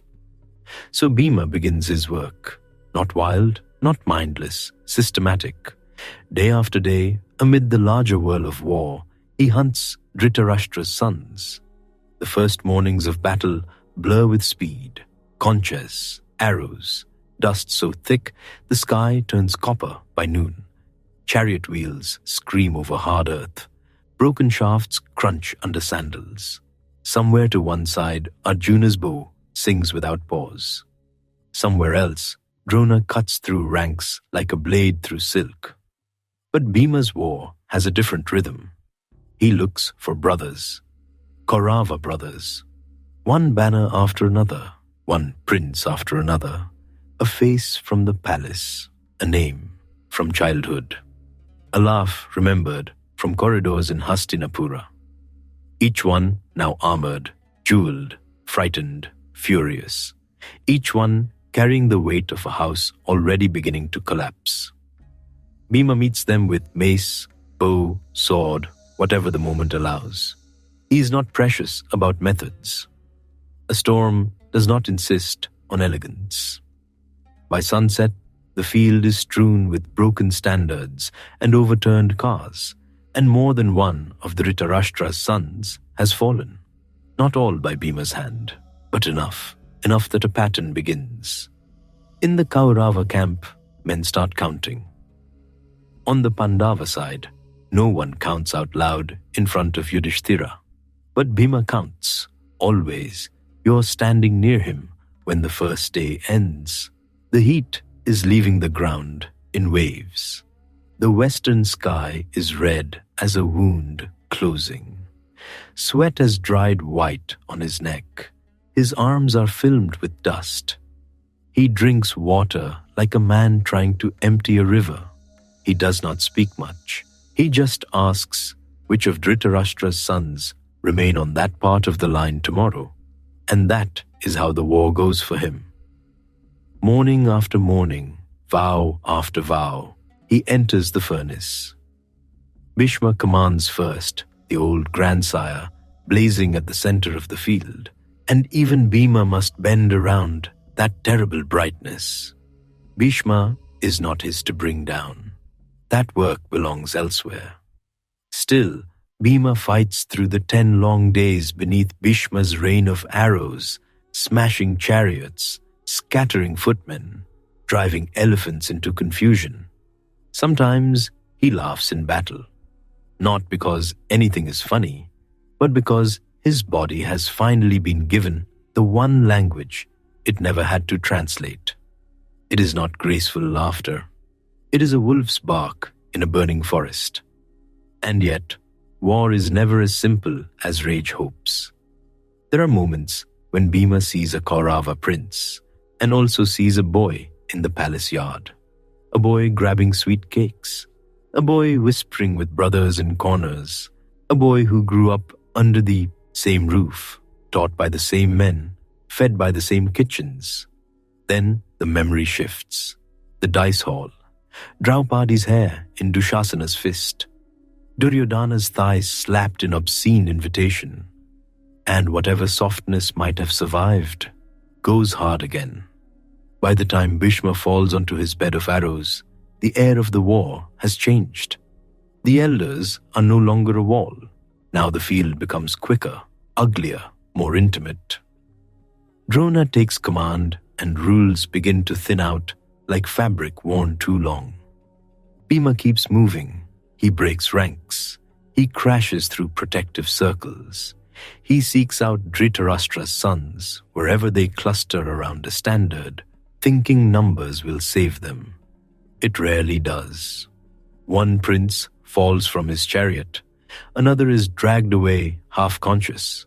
Another raises a bow and never gets a second shot. Bhima's vow is not a shout now. It is administration, terrible administration. This cousin, then that one. By the 12th day, men on both sides know the sound of his approach. It is not only the mace. It is the roar before it lands. It is the groan of panicked horses.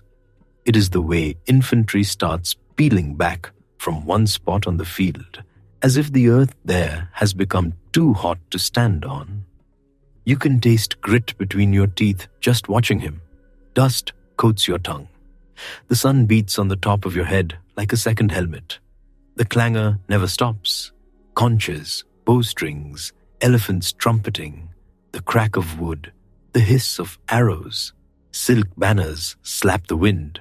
Blood-dark mud forms where too many men have already fallen, then dries again under noon heat into rough red crust. Kurukshetra is not one battle. It is weather, and Bhima is one of its worst seasons. Then comes the 13th day.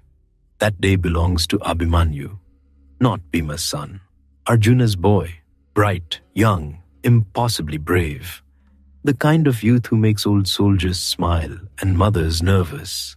Bhima fights like a man trying to reach him and cannot. The formation closes. Jayadratha holds the line. By the time the day empties out, the boy is gone. Something changes then, not only in Arjuna, in everyone. The war had been brutal before. After Abhimanyu, brutality stops apologizing. Bhima's face the next morning is a hard thing to look at. No jokes, no sideways muttering, no heavy-shouldered ease. He goes out with his mace and a silence around him that men feel before they understand it. Dhritarashtra's sons keep falling. He cuts down more of them that day and the next, names passing into dust, lineage thinning under the pressure of his vow. There is no pleasure in it. That is the part people misunderstand. He wanted justice, yes. He wanted retribution, yes. But war does not serve those things in neat bowls. It serves heat, exhaustion, noise, accident and aftermath. Every prince he fells is still a mother's son. Every banner that drops still leaves someone in Hastinapura staring at a doorway that will never again fill. Bhima knows this. He keeps going anyway because he is not fighting for the clean feeling of righteousness. He is fighting because certain acts once done cannot be left unanswered. That is a much heavier thing. On the 14th day, the war does not stop at sunset. It keeps burning into the night. This is when Ghatotkacha comes. Bhima's son from the forest, his laughing giant, his Rakshasa boy with wild strength and strange magic in his blood. He arrives like night, remembering it has claws. Under moonlight and torch flare, he grows vast, terrible, magnificent. He confuses the Kaurava host, overturns their order, fills the darkness with illusion and fear.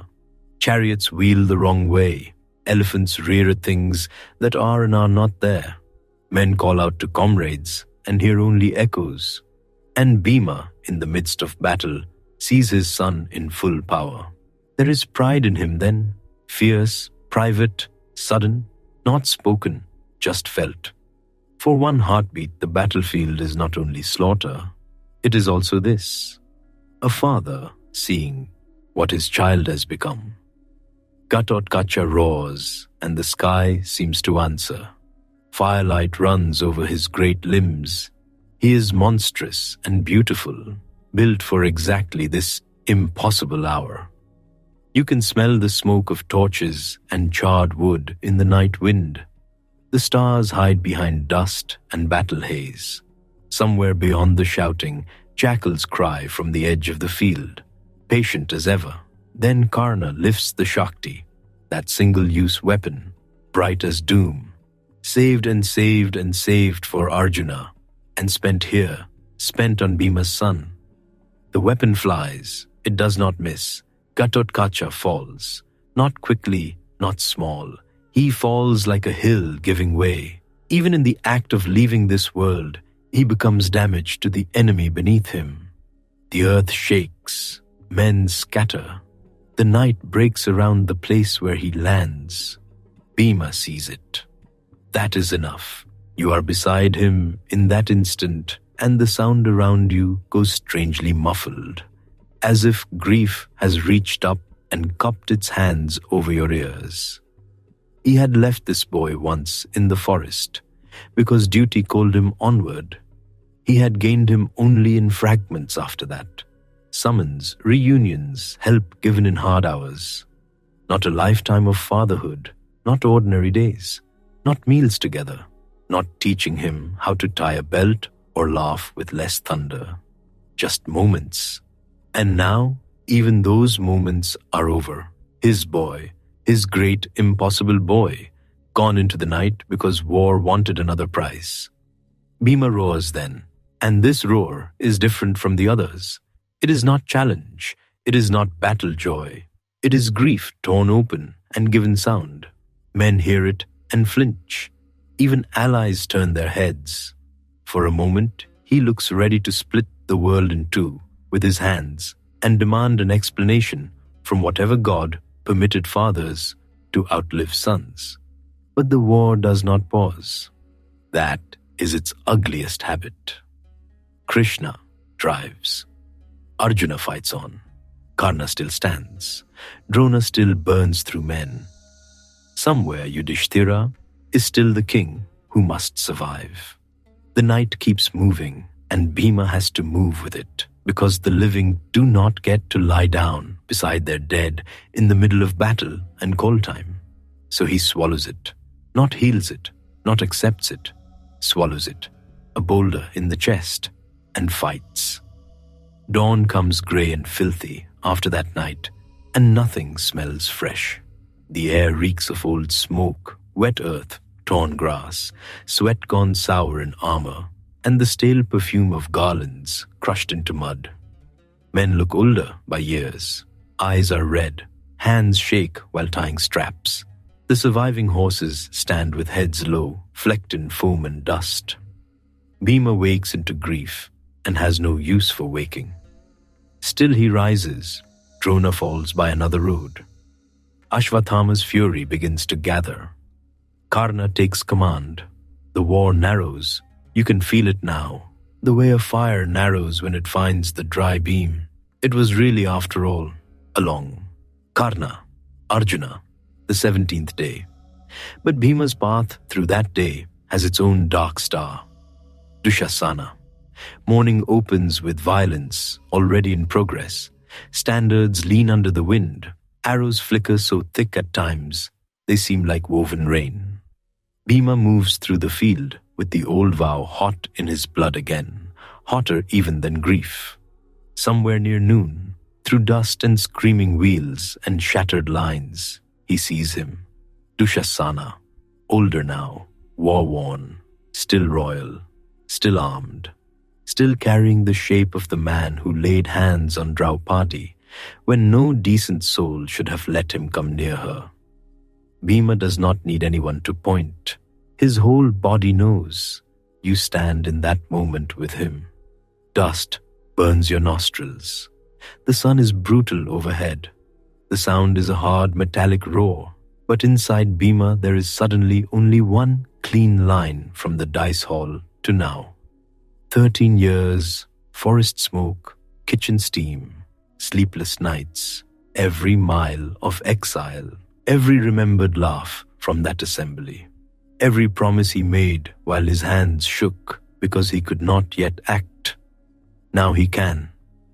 He drives toward Dushasana with a force that tears space out of the day.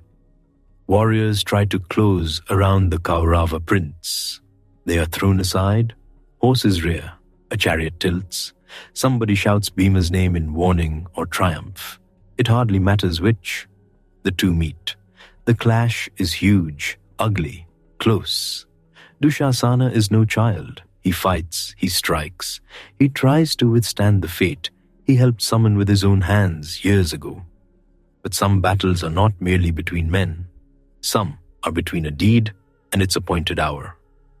Bhima brings him down. And then the vow completes itself. Not delicately, not politely, mythically, like thunder finally reaching the tree it chose long ago.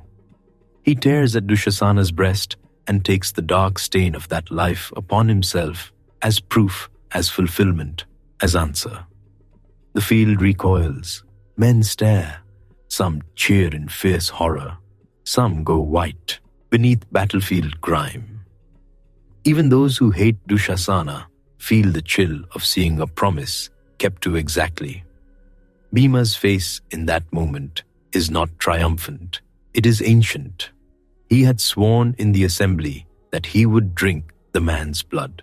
And now, in the wild law of vow and vengeance, he touches that terrible completion, not metaphorically, not poetically, and nothing becomes better. That is the secret sitting inside fulfilled rage. It does not cool you. It does not restore what was taken. Draupadi's humiliation is not undone. The dice hall does not vanish. The years in exile do not return, transformed into something gentle. Gatotkacha does not rise. The boyhood of cousins does not reassemble itself into innocence. The promise is kept. The emptiness stays. Bhima stands over Dushasana, breathing hard, chest rising like a bellows. And for a heartbeat you can almost feel the bewilderment moving through him beneath the fury. He had carried this act inside him for so long. He had sharpened himself against it. And now it has happened, and the world has not healed. It has only continued. He wipes his mouth. He calls out that the vow is done. Then he turns back to war. There are still brothers left. There is still Duryodhana. By evening of that day, Karna too is gone, fallen under Arjuna's arrow, while the sun leaned west. The great pillar of Duryodhana's hope is broken. The Kaurava side begins to fold in on itself. Men who were princes in the morning are fugitives by dusk. Standards burn low. Command passes again, as if passing command now means anything more than deciding who will drown last.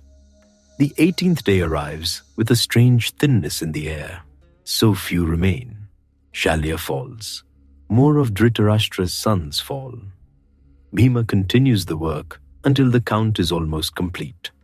Not all 100 by his hand, but nearly all his vow could reasonably ask of flesh. By now the names are becoming a chant of absence.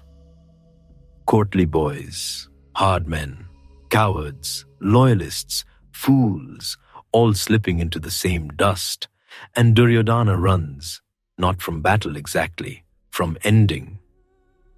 He hides in a lake, sinking beneath still water, made stiller by his own power, as if the earth itself has become tired of carrying princes and would rather tuck the last one into silence. The Pandavas find him eventually. Of course they do. A war like this does not allow its chief cause to vanish into reeds and twilight.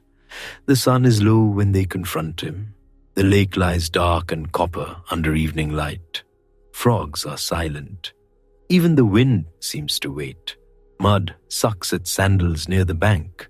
There is the smell of wet weeds, trampled grass, stale sweat, and that strange coolness that rises from water after a day of heat. Duryodhana speaks from hiding first. He says the kingdom can be theirs. He says, what use is rule now, with brothers gone, friends gone, the world stripped bare, and for a moment, buried under all the pride and cruelty and ambition, there is something almost human there. Exhaustion, loss, the stunned emptiness of a man who chased a throne until the throne became a pyre. But the thing between him and Bhima is older than this evening. It steps out of the lake with him. Duryodhana emerges armored and shining wet, mace in hand, still magnificent in ruin. He has always been that, infuriatingly, proud even now, especially now. He chooses the mace. Of course he does. This is his best art, the one discipline in which he and Bhima are truly matched. And so the field clears. War narrows to two men. You stand at the edge of that last circle of ground. The light is going amber. The mud around the lake edge is slick and dark. Mosquitoes rise in whining clouds, from reeds no one notices. Warriors gather, survivors, ghosts wearing armor, all of them held upright by the force of needing to see how this ends. Then another figure arrives, Balarama, white-robed, broad-shouldered, fresh from pilgrimage and furious as soon as he understands. He is master of the mace, teacher once to both Bhima and Duryodhana. He looks from one to the other and knows this duel is no sport. It is an old debt coming due, with iron in its hand. They begin, mace against mace. The sound is colossal. Wood cracks where shafts meet the earth. Sparks jump when metal bands collide. Both men circle, leap, strike, recoil. Duryodhana is technical brilliance, hips turning cleanly, feet placed with precision, timing sharp even through exhaustion. Bhima is impact given legs. He meets skill with force so overwhelming it makes skill work for every breath. Again and again they crash together. The watchers groan aloud at near hits. Mud sprays, anklets ring. Heavy breathing becomes part of the rhythm. Their bodies shine with sweat under the fading light. Dust clings to wet skin. Every blow lands in the arms of everyone watching. Even you flinch at the reverberation. For long stretches, neither gives way. Duryodhana strikes Bhima, and the sound is like a tree splitting in rain. Bhima returns one that staggers the Kaurava prince, half a step only, but the whole circle sees it. This is no execution. This is labor. This is all 13 years, meeting every hour Duryodhana ever spent training under Balarama's eye. Krishna watches, silent. His gaze flicks once toward Bhima's thigh. That is all. A memory passes between them without words. Duryodhana in the assembly, slapping his own thigh and calling Draupadi to sit there. Bhima swearing before kings and elders that he would break those thighs. The vow has waited longer than this duel. Balarama wants rules. Krishna wants ending. Bhima wants the universe to match the shape of his promise. Duryodhana is too skilled above the waist. That much has become plain. He moves beautifully, infuriatingly, with the grace Bhima never sought and never had. He fights like a prince, shaped by instruction. Bhima fights like the thing instruction was invented to contain. And then it happens. An opening, a choice. Bhima swings low. The mace crashes into Duryodhana's thigh. The sound of it changes the evening. Not a clean, noble sound. A wrong sound, a final sound. Duryodhana falls. The rule is broken. Everyone knows it instantly. Mace combat forbids the strike below the waist. Balarama erupts in rage at once, plow weapon lifting, voice hot with outrage. He sees only the foul. He sees his student cheated. He sees discipline spat upon at the finish line. Krishna steps in. His words are sharp and swift. He reminds Balarama of poison and dice, of Draupadi dragged by the hair, of the house of Lak, of the years of deceit and insult and cruelty that walked under royal shelter. He does not soothe. He prosecutes. The old ledger is opened in the falling light, and every entry points to the man now writhing in mud with broken thighs. Balarama is not satisfied, but he leaves.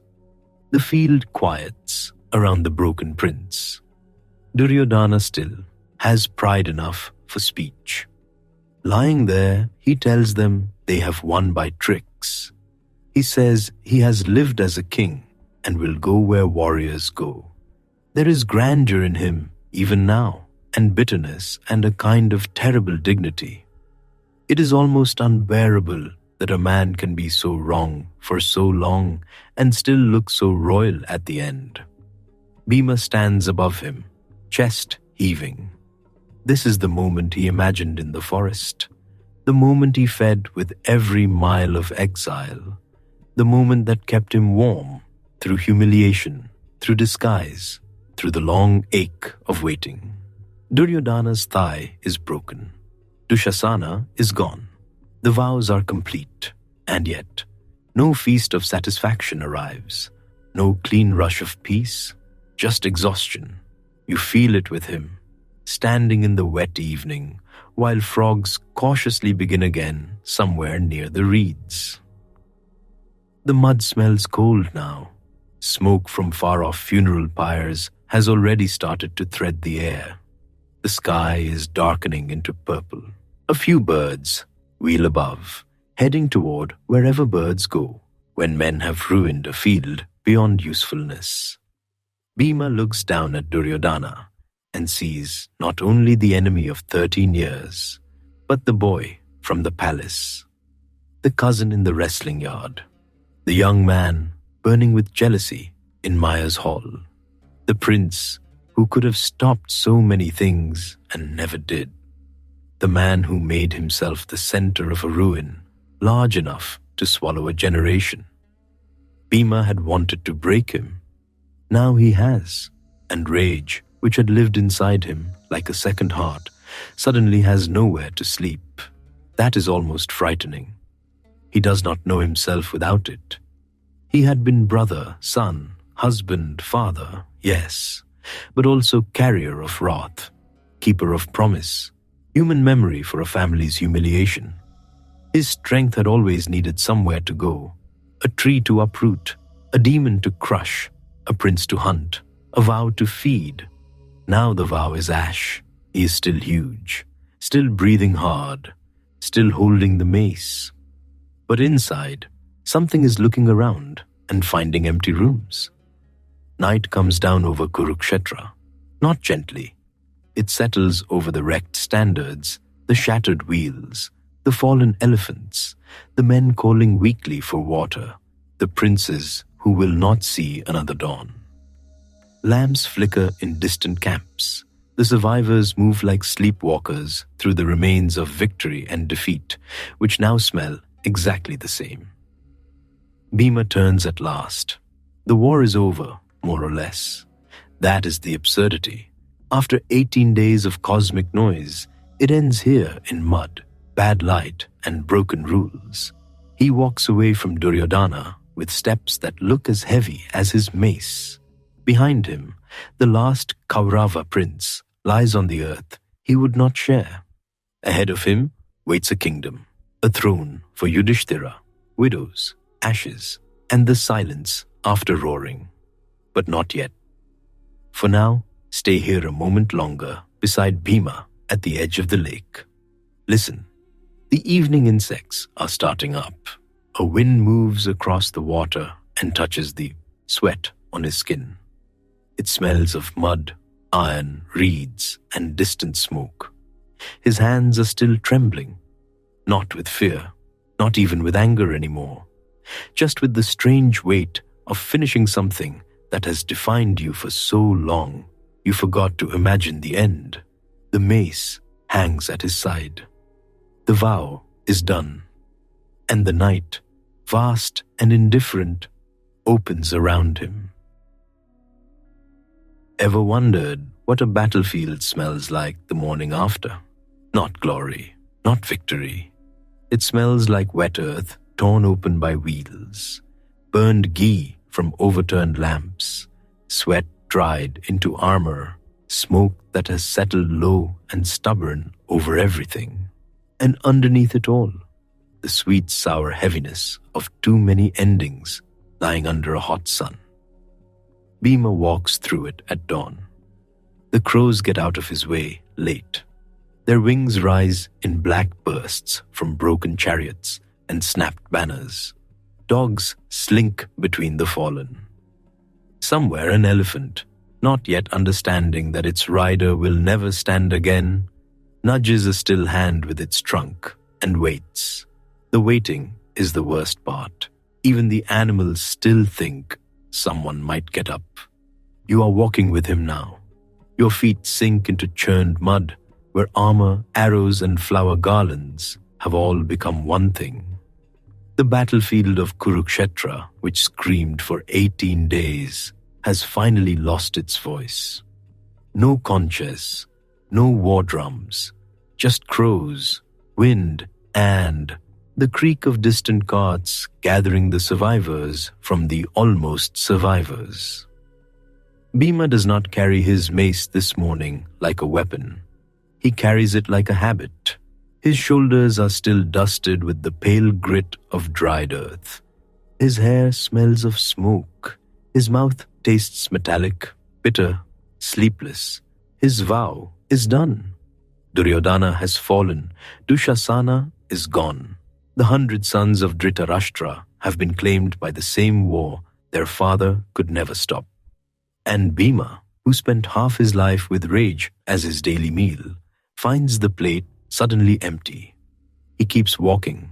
Here lies a king he once saw in court, perfumed and jeweled, now quiet under a torn standard. There lies a boy whose moustache barely came in, still gripping a bow that has slipped from his fingers. There, half in shadow, a wheel sunk deep in the earth. There, a shattered parasol. There, the remains of campfires gone cold.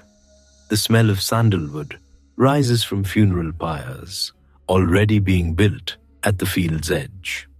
Men move around Bhima carefully, not because they fear him now, because no one knows what to say to a storm after the storm is over. He stops near a fallen banner of Hastinapura. The cloth is muddy, trampled, the elephant symbol barely visible. For a moment, he just stands there. Wind presses against his chest. His breath goes in and out, huge and rough. He has spent so long being needed for one simple thing. Break this, protect them, carry that, stand there, strike now. And now the field asks nothing. That somehow is heavier than war. By midday, the rites begin in earnest. Fires are raised. Names are spoken. Priests move through the smoke with wet hair and white cloth, their voices steady in a world that is not. Women arrive in waves. Queens, mothers, wives, sisters, anklets dulled by dust, veils pulled low, eyes already red. Their grief passes over the field like weather. Bhima does not go near them. He would rather face 10 more mace duels. He can break a chariot axle with one hand. He can uproot a tree. He can split a warrior's shield like rotten bark. But the sound of one old woman finding her son among the fallen makes him go still in a way no weapon ever could. The morning grows hot. Smoke from green wood and sandalwood and clarified butter hangs over the plain. Ash settles on Bhima's forearms. It sticks to sweat. It whitens the dark hair on his skin. He looks less like a man now than something carved from soot and fatigue. Krishna finds him standing near the pyres. He says very little. He does not need to. He looks once at Bhima's face and seems to understand the whole thing. The rage spent, the body still ready, the heart with nowhere to rush next. Krishna has that infuriating gift. He can look at you for half a breath and know what's breaking. Bhima only asks after his brothers. All alive for now. That is what victory means this morning. Not joy, not triumph. Just a count of who is still breathing. The sun lowers. Another day passes into smoke. And still the work goes on. The dead are honored. The fallen kings are named. Water is poured. Sacred grass is laid. Even Kurukshetra, so recently a furnace, begins to feel like a giant exhausted body, cooling under the evening sky. When darkness comes, Bhima returns to camp and sits outside his tent instead of going in. He is too large for the silence inside. You can feel the night around him now, the heat lifting off the earth, the thin, sharp smell of river water somewhere beyond the camp, the soft clink of harness, a cough from a wounded soldier. lamps burning sesame oil, moths hurling themselves toward flame with a commitment that would almost be admirable if it were not so stupid. Very warrior-like, honestly. Bhima stares at his hands. These hands have dragged brothers from danger, lifted Draupadi into chariots, kneaded dough in Virata's kitchens, torn trees from the ground, held his son, struck down enemies, served his mother, fed sages, and fulfilled terrible promises. Now they rest open on his knees. He does not know what to ask of them next. Dawn comes again, and with it, the business of kingship. Yudhishthira must be crowned. The city of Hastinapura is washed and dressed as if water and marigolds can soften memory. Streets are strewn with flowers. Fresh clay is pressed at thresholds. Incense thickens the air under carved gateways. Conchis sound not for battle now, but ceremony, though everyone hearing them flinches a little before remembering where they are. Bhima enters the city with his brothers. People cry blessings, people throw petals, people weep while smiling.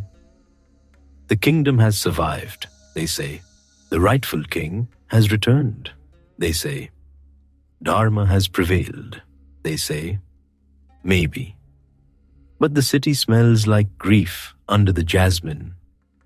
You can feel it as soon as you pass the gates. The hush in certain courtyards. Doors left half open, lamps burning in daylight for the recently departed. Servants moving carefully, as if one dropped pot might shatter the last thread holding a household together. Bhima hears the cheers and does not know what to do with them.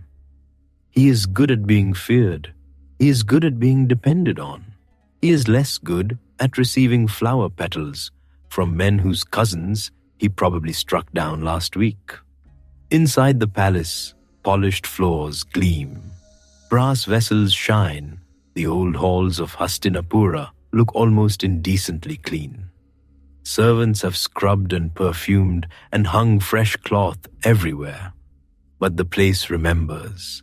You can feel it under your feet. This is where they grew up. This is where Duryodhana smirked. This is where Draupadi was dragged. This is where Bhima swore the vows that shaped the rest of his life. Now the same hall prepares for consecration. Priests chant. Sacred fires are lit. The smell of ghee, kusa grass, and sandalwood thickens the chamber.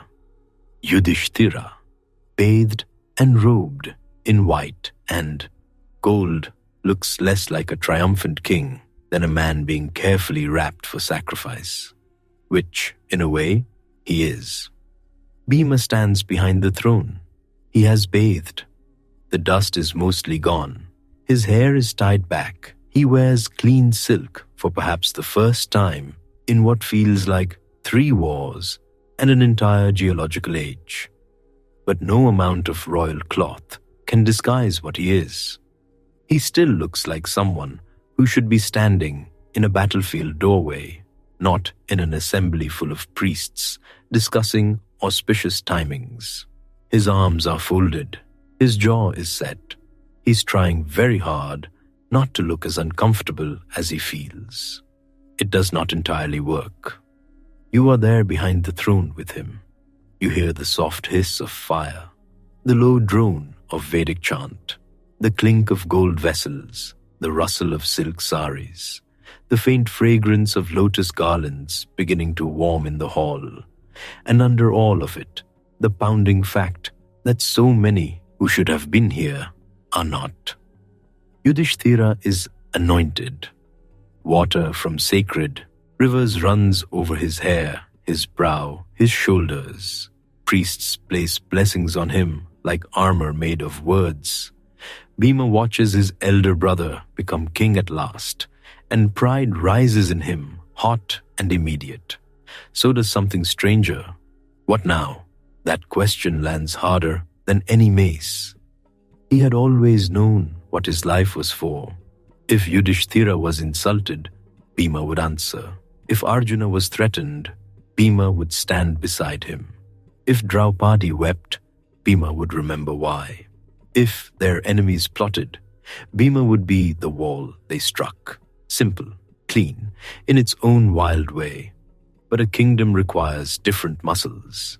A king must hear petitions about boundary stones and grain taxes and irrigation channels and stubborn merchants and two brothers fighting over one mango tree.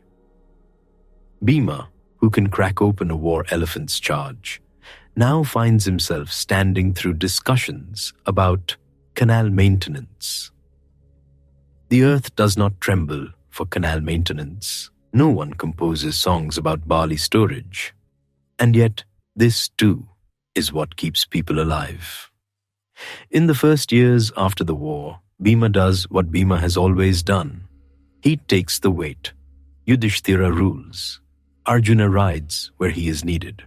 Nakula and Sahadeva tend to horses, cattle, tribute, administration, all the lovely little details that keep kingdoms from collapsing into expensive arguments. And Bhima becomes the visible strength of the throne. Tax collectors who thought the new kingdom might be soft reconsider quickly when Bhima arrives. Provincial lords who delayed tribute suddenly find their schedules improved. Border raiders discover that peace is much harder to mock when 6.5 feet of Pandava annoyance shows up at dawn. He does not need to strike often. His existence does most of the work. This is, at last, a job for which he is perfectly built. And still, it leaves a hollowness, because there is not enough danger, not enough necessity. He rides out, settles disputes, returns. He oversees granaries. He inspects garrisons. He sits in council longer than anyone should be asked to sit in council. At some point, while listening to two officials argue over ferry tolls, Bhima looks as if he may, personally, throw himself into the river just to make the conversation stop. You would laugh if it were not so earnest. The great wolf-bellied Bhima, terror of kings, sitting through a grain ledger. Such is peace. Seasons turn.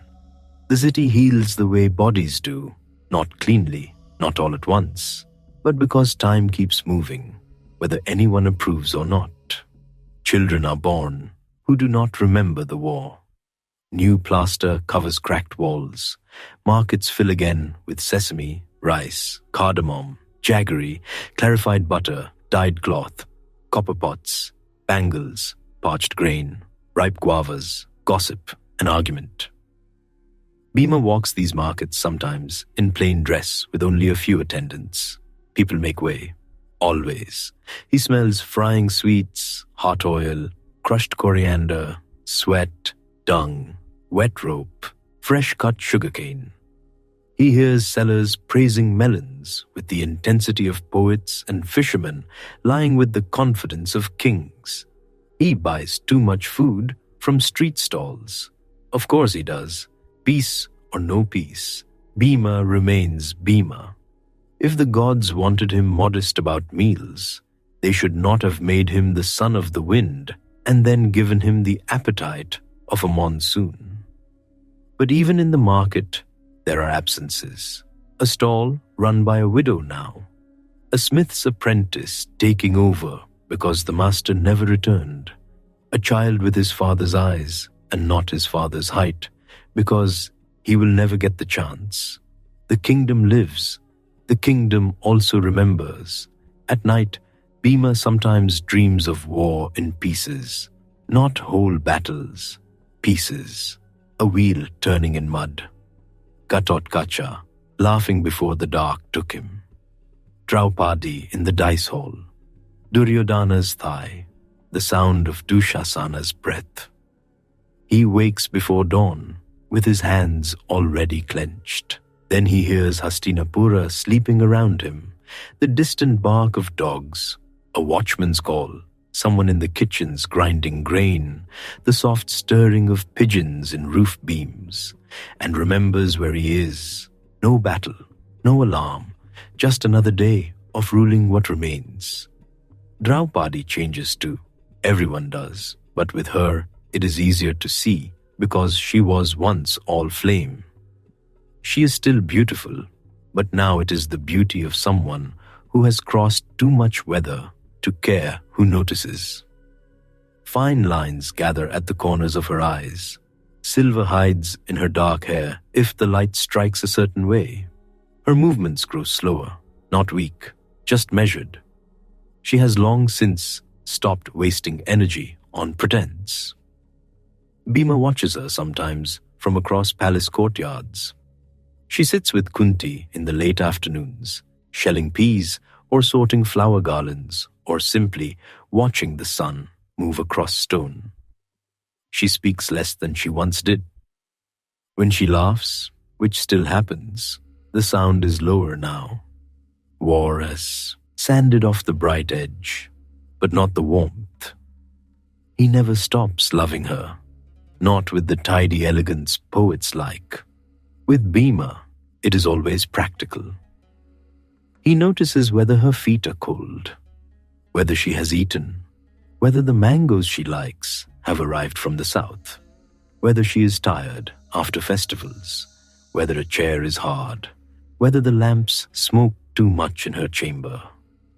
His love is still made of carrying. That does not change. Years pass. Enough years that the palace begins to feel almost ordinary again. Enough years that old grief settles into the corners of rooms like fine dust. Enough years that one impossible visit can no longer be postponed. Dhritarashtra still lives. The blind old king remains in Hastinapura after the war, with Gandhari beside him. They are honored, respected, served. Yudhishthira insists on it. Whatever happened, they are elders of the house. Bhima obeys. He obeys badly. He is civil in the way a tiger might agree not to eat the priest during the ceremony. Technically admirable, emotionally unconvincing. The old king hears Bhima's footsteps and goes tight all over. Bhima hears Dhritarashtra's breath and remembers every boy he had to strike down in war. The air between them is full of suns. One day the tension snaps toward its destined moment. Dhritarashtra asks to embrace the Pandavas. The request sounds simple. It is not. Krishna is there. Krishna, who misses very little and trusts grief less than he trusts daggers. He knows what sits inside the blind king's chest. Not policy, not ceremony. Grief sharpened into one last desperate force. So before Bhima steps forward, Krishna places an iron statue in Dhritarashtra's arms. It is a likeness of Bhima, solid and heavy. The blind king reaches, his fingers close, and then all the old man's buried strength, all the years of swallowed rage, all the horror of a father who lost 100 sons, crashes through his embrace. The statue crumples, metal groans, iron caves inward with a sound like a gate being torn from its hinges. Fragments drop to the floor. The hall goes still. You are in that silence. You smell lamp smoke and old sandalwood polished into the pillars over generations. You hear one tiny piece of iron spin in a circle on stone before falling flat.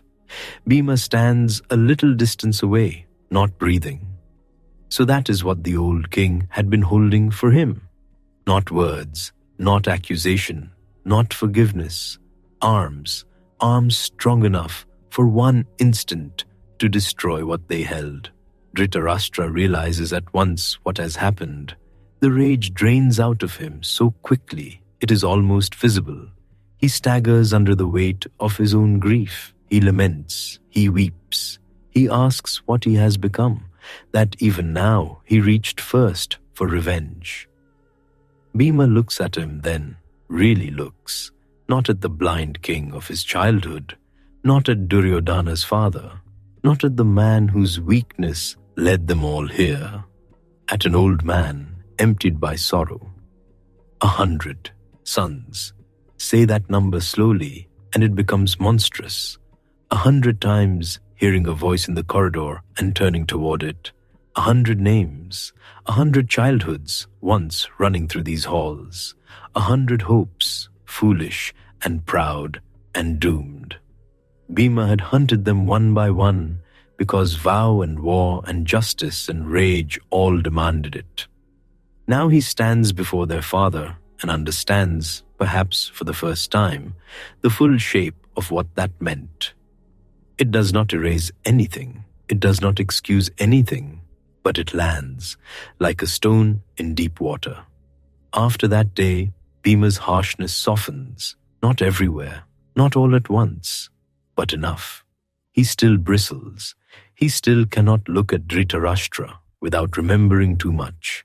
Yet he stops speaking with quite so much edge. He allows service to stand where affection cannot. Sometimes that is the nearest peace people can manage. At last, Dhritarashtra and Gandhari leave for the forest, seeking the final quiet of old age away from court. Kunti goes with them. That hurts Bhima more than he expected. His mother, who carried them through fire and wandering and humiliation and war, simply wraps herself in bark cloth and goes. He watches her leave the city gate. The morning is pale.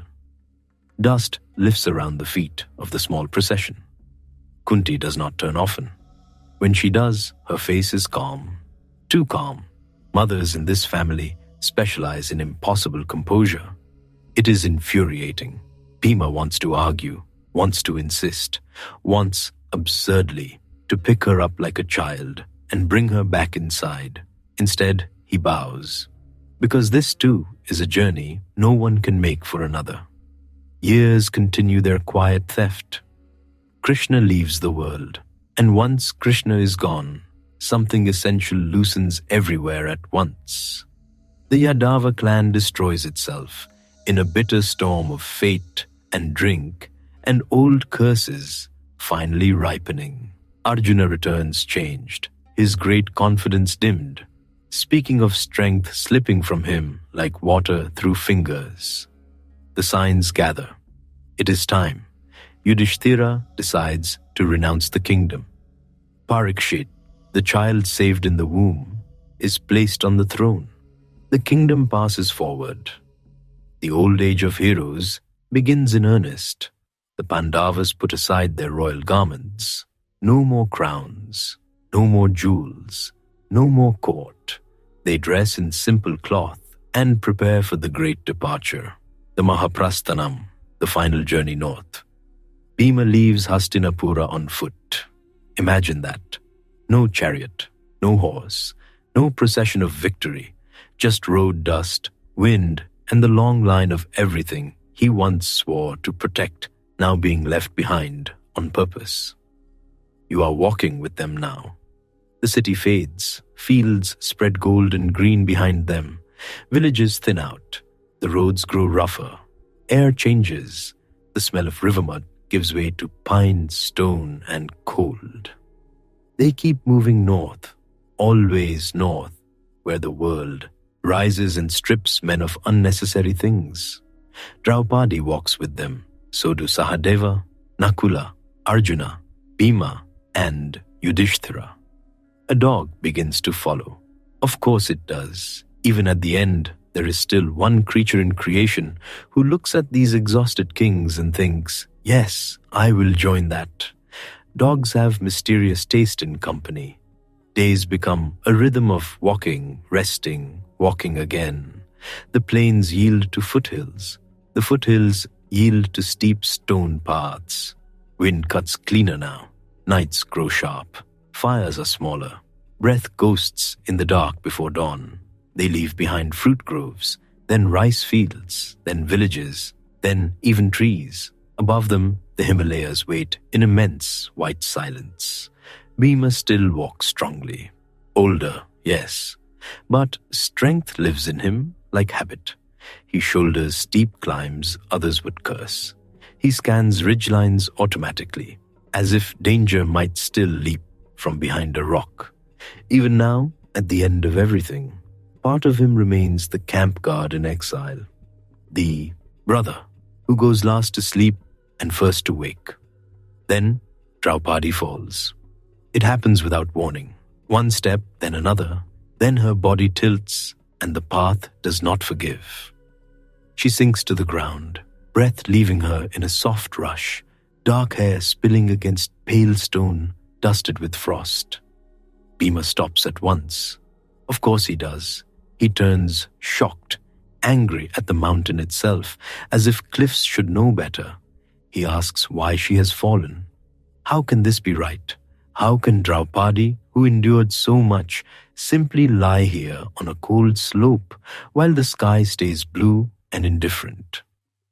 Yudhishthira does not turn back. He keeps walking and says that she favored Arjuna in her heart. The words fall hard in the thin air. Bhima stands over Draupadi for a heartbeat that feels too long. The wind moves her hair. Snowlight catches on her cheek. He wants to lift her, carry her, argue with fate. But the journey has changed its rules now.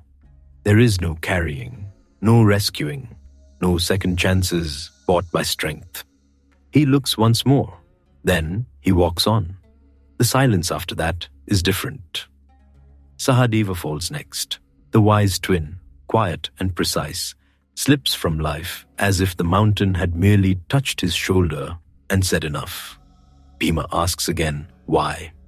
Yudhishthira says Sahadeva was proud of his wisdom. Then Nakula. Beautiful Nakula, graceful even in hardship, falls to the stone and snow. Yudhishthira says he was proud of his beauty. The path narrows. The sky seems closer than the earth. Wind hums in the ears. Breath burns. Your lips crack in the cold. Each step grinds grit into sandal straps. The smell is all stone, old snow, and that strange, clean emptiness found only at great heights. Arjuna falls. That lands differently. Bhima hears the stumble and turns too fast, heart hammering. Arjuna, his brother of a lifetime, the unmatched archer, the one beside whom he stood through every great turning, is down on the white slope, strength gone from him at last. Bhima's chest tightens. Arjuna too? Yudhishthira says Arjuna boasted of his skill and once promised too much. The wind takes the words. Now there are only two brothers still moving. Yudhishthira ahead, Bhima behind, and the dog. Always the dog.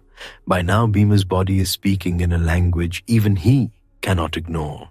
His knees ache, his breath comes harder. The cold gets into his joints.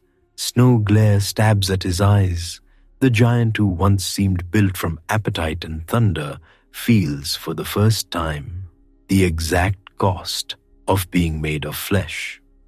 You can feel it in your own legs now as you walk with him. The heaviness, the deep tiredness in the hips, the dry scrape of breath in the throat, the strange floating feeling that comes with altitude when the earth is under you and far away at the same time. Still he keeps going, because Yudhishthira goes, because Bhima has followed that pack, steady, righteous, infuriatingly calm, for an entire lifetime. Then his own step fails. Not dramatically. No thunderclap, no mountain splitting. Just a moment when the strength that had always answered him does not answer fast enough. His foot slips, his knee buckles. The great body sways, tries to recover, cannot. Bhima falls into snow. Cold flashes through him like light. For a moment, he is not the terror of battle, not the devourer of feasts, not the crusher of enemies, not the vow keeper. Just an exhausted man, lying on the mountain where the world runs out. He calls to Yudhishthira. Why am I falling? It is not only a question about the body, it is the question of his whole life. I carried, I struck when needed, I loved fiercely, I fed, protected, endured. So why me too? Why like this? Why now? Yudhishthira does not turn back. He says Bhima loved food too much. He boasted of his strength. He was proud. The words are sharp in the ice-thin air, and perhaps they are true. Bhima did love food, gloriously, unapologetically. If a feast was placed before him, he met it like a warrior meeting fate, with commitment and very little shame. He did boast. He knew what he could do, and often announced it to anyone within hearing distance, whether they asked or not. Usually, they hadn't asked, and yes, he was proud. How could he not be? His arms had held up a broken family more times than anyone counted. Still, lying there in the snow, he hears those words and must let them be enough. The mountain is quiet. Yudhishthira's figure grows smaller ahead, one dark shape against overwhelming white. The dog stays with him. Bhima watches until distance blurs them. Then there is only wind. The wind is cold, but not cruel.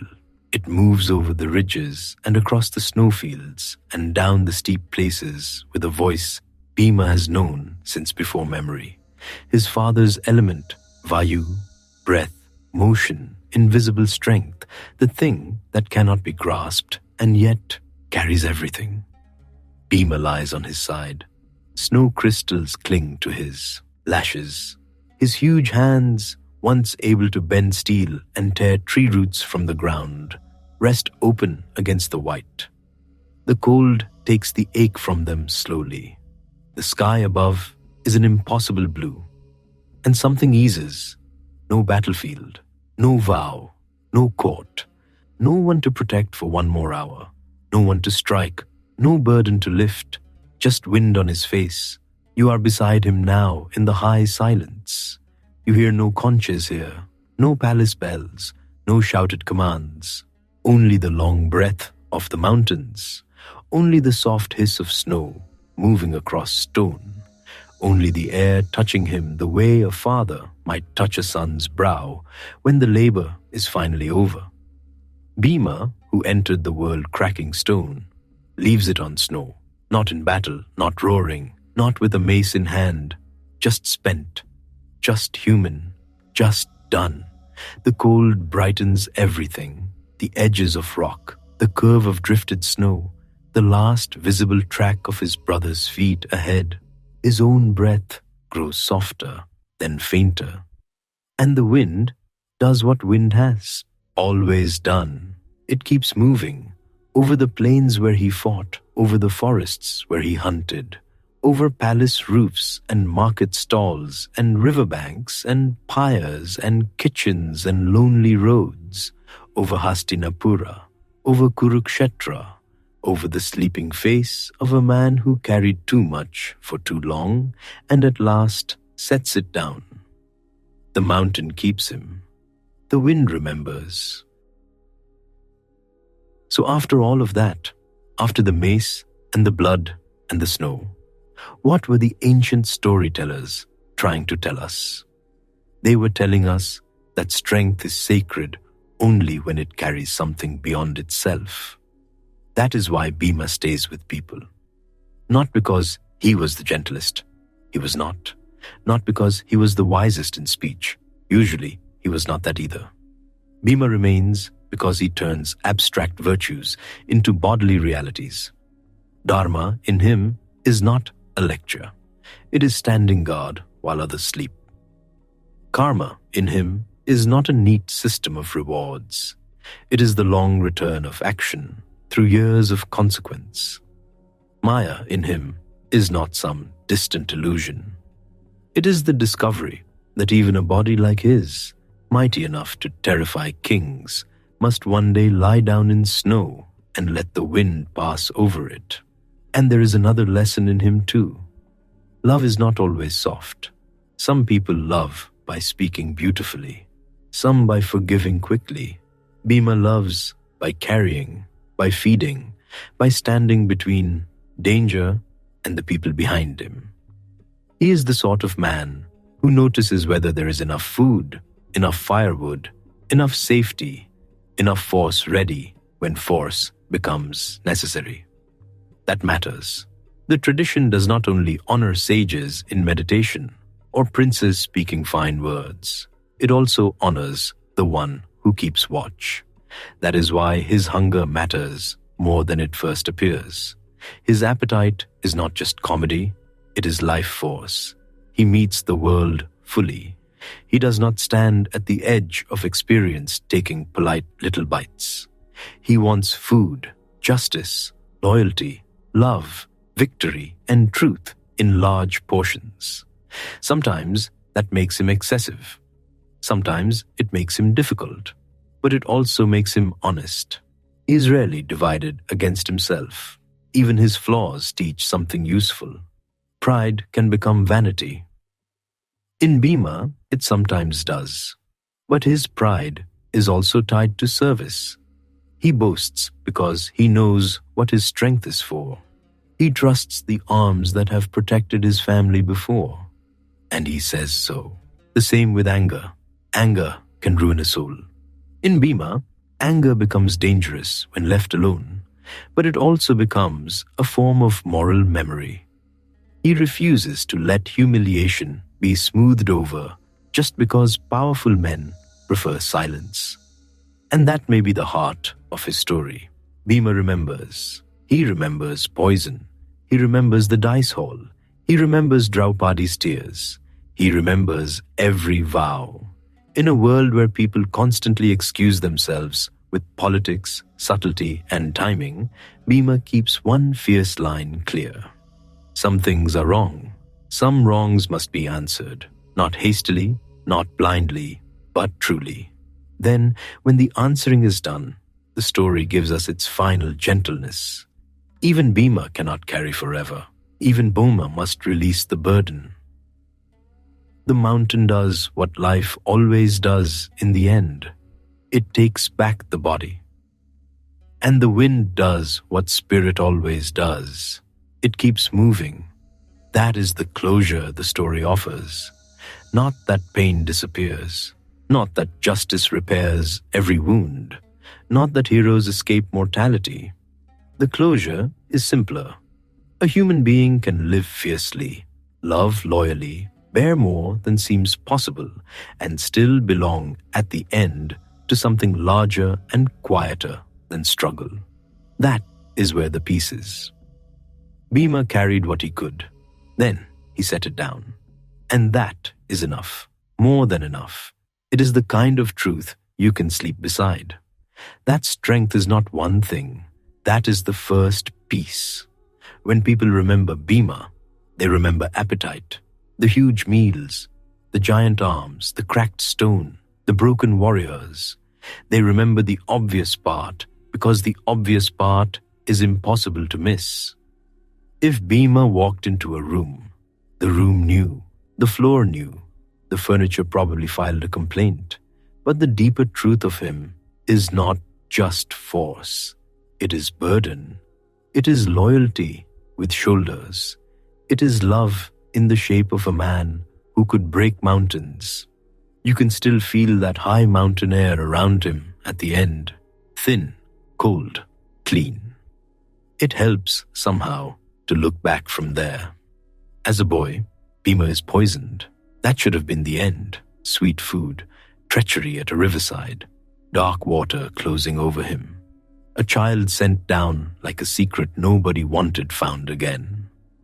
And yet, the same descent that should have taken his life becomes the road to greater strength. He enters the realm of the Nagas and rises with more power than before. That is karma in one of its strangest forms, not simple reward, not neat punishment. Karma is not a tidy shopkeeper counting coins. It is the great weaving of action and consequence, visible and invisible, immediate and delayed. Duryodhana sends poison. The poison does not end Bhima. It hardens him for the life ahead. What was meant to destroy becomes part of what prepares. That is one of the oldest comforts in this journey. Not everything that hurts you ruins you. Sometimes it changes your shape for the work ahead. Then comes the assembly hall, and this may be the most important thing Bhima teaches.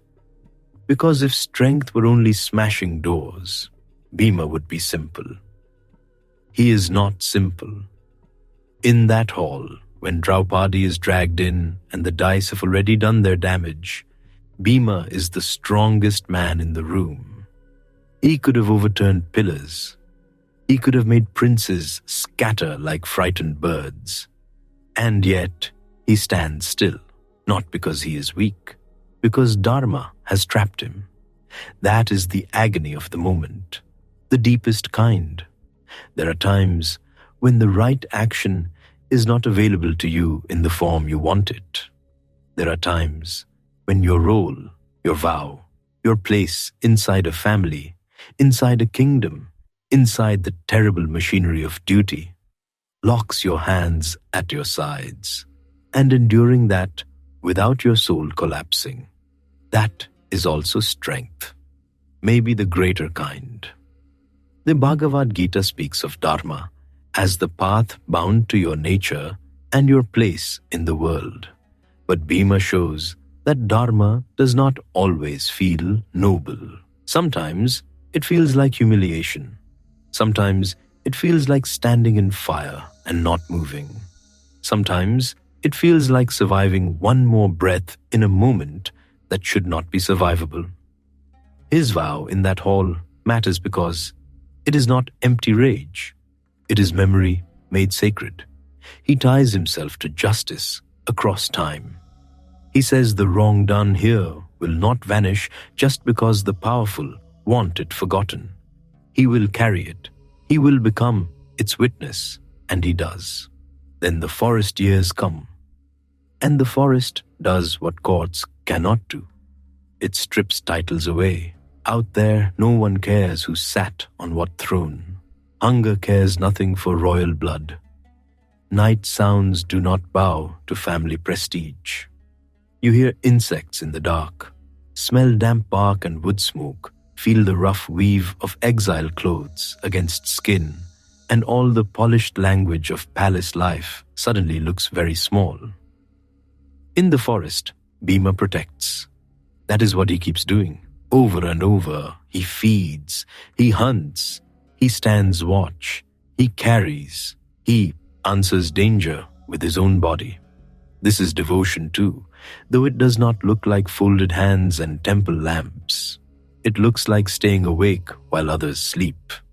And then Hanuman appears, an old monkey on the road, a tail that will not move, a moment almost comic until it isn't. Bhima, the storm on two legs, cannot lift it. Good. He needed that, not as punishment, as balance. Humility in these old stories is not humiliation.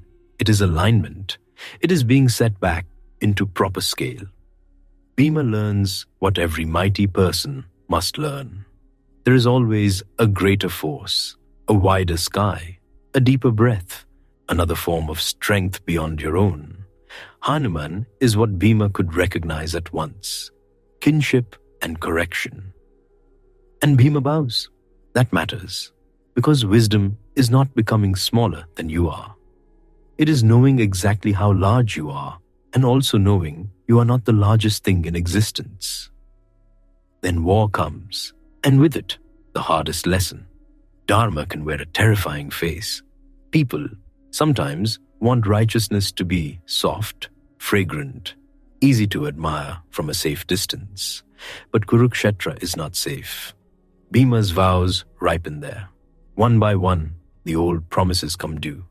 Brothers fall, sons fall, teachers fall, Gatotkacha falls, and a father's grief has to keep moving because the battle does not stop for a broken heart. That is one of the great truths the journey refuses to hide. Victory and grief are not opposites. They arrive together. Bhima fulfills what he swore to fulfill. Dushasana falls. Duryodhana falls. The cosmic balance he has carried inside him for years is completed. And yet, the completion does not bring peace the way people imagine it will. Of course not. A vow fulfilled can end the task, but not the sorrow. That is why Bhima matters so much. He shows that Dharma is not a clean, shining sword. Often it is muddy, heavy, necessary. Sometimes it leaves you standing in the very justice you demanded, still aching, still empty, still human. Then comes the silence afterward, and finally the climb north. This may be the gentlest lesson in all of Bhima's life. The body is powerful, beautiful, terrible, useful, hungry, glorious.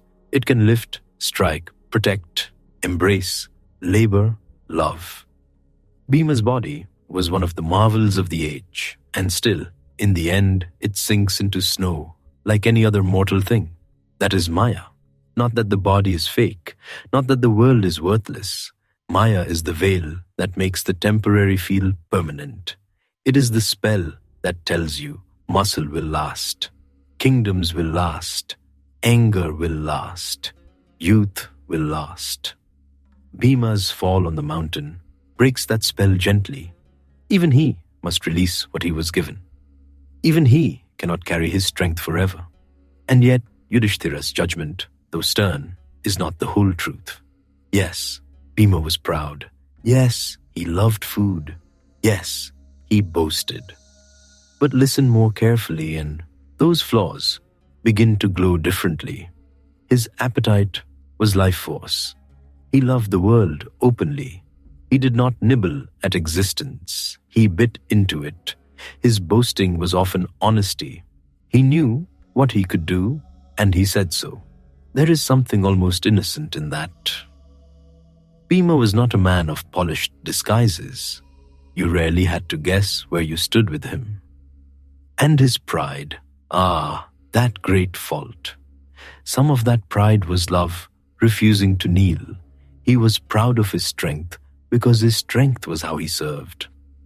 It was how he guarded his mother, his brothers, Draupadi, and later their fragile kingdom. For Bhima, power was not decoration. It was duty. He wore it loudly because he used it constantly. That is why the ancient storytellers gave him to us, to remind us that sacredness does not only live in the serene, the restrained, the philosophical. Sometimes the holy man is a hungry man. Sometimes devotion sounds like a vow shouted through clenched teeth. Sometimes prayer looks like staying by the fire with a weapon while everyone you love sleeps. Sometimes bhakti, devotion, is not a song. It is carrying the load without being asked twice.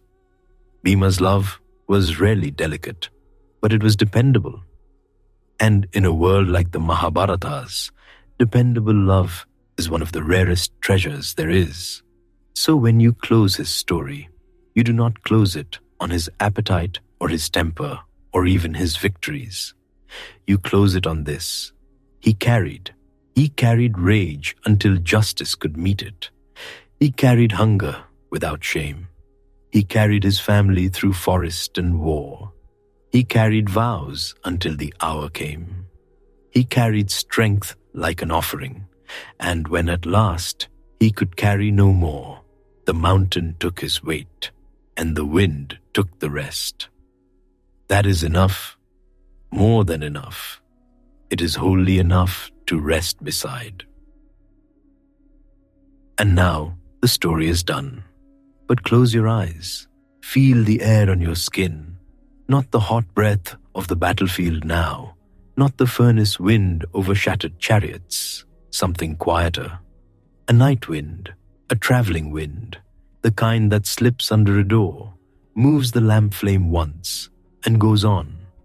That is where he is easiest to find. Not in the clash of maces. Not in the shout that shook halls. In the air. You can almost feel it moving first across Kurukshetra. The field is long empty now. Grass has come back in thin patches. Dust lies soft over old scars in the earth. Somewhere, a conch sounds from a distant shrine, not for war now, only for evening worship. Cows move home in a slow line. Smoke from cooking fires lifts blue into the fading sky. And then the wind comes. It moves through the grass where armies once stood shoulder to shoulder. It touches the places where vows were made and answered. It crosses the ground where Bhima ran like a storm in human shape. Nothing stands there now but space, dusk, and memory. Still, the wind knows the road. You stand there a moment in your mind and let it touch your face. It is cooler than you expected. It smells faintly of dry earth, river water, ashes long scattered, and the sweetness of cut grain from fields beyond the old battlefield. The air presses against you with a little more strength than seems necessary, as if some enormous passing presence has brushed by without stopping. Not frightening, just unmistakable, as if the world itself still remembers the size of him. Then the wind goes on.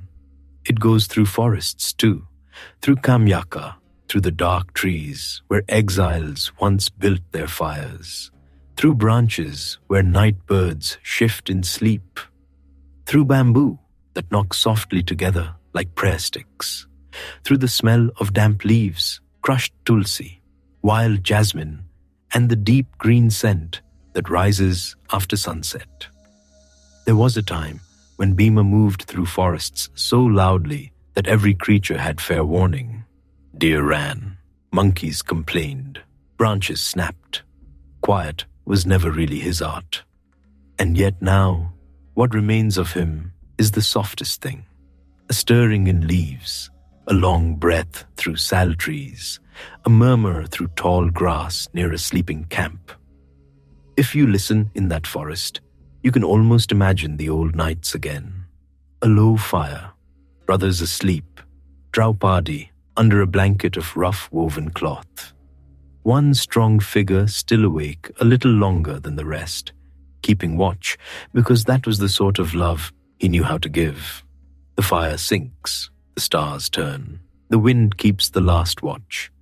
And then it climbs, up, always up, across ridges where the air thins and sharpens, over stone paths where only pilgrims and wild goats care to go, past juniper shrubs clinging to cracks in rock, past prayer flags tied by later hands, snapping softly in the cold, into the high white silence of the mountains.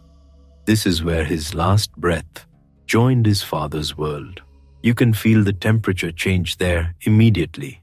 The cold is clean. It smells of snow, stone, and nothing unnecessary. The sky seems so close it almost rings. Even your thoughts quiet down in a place like that. On those heights, the wind does not wander. It rules. It wraps the peaks. It combs the snow. It slides over ice with a long, low sound, like a giant creature sleeping.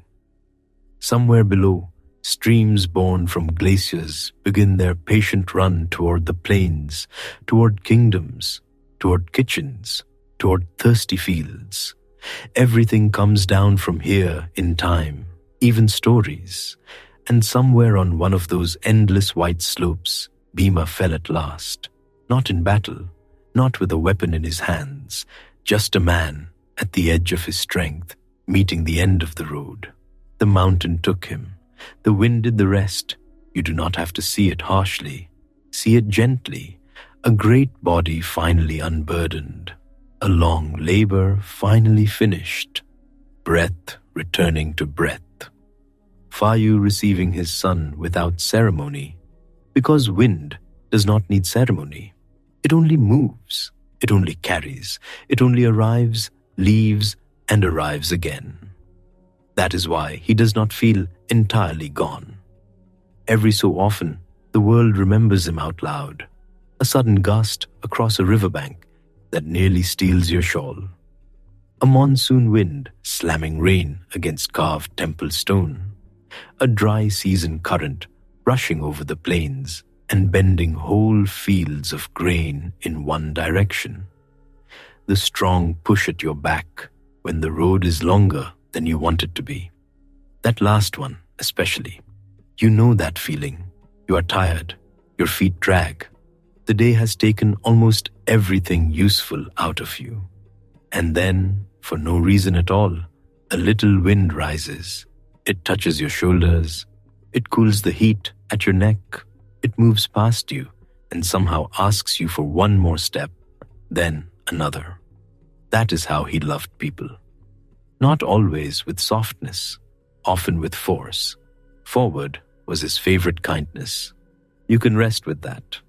No court around him now, no war, no vows, burning in his mouth. No brothers needing rescue before dawn. No enemy standing across a field.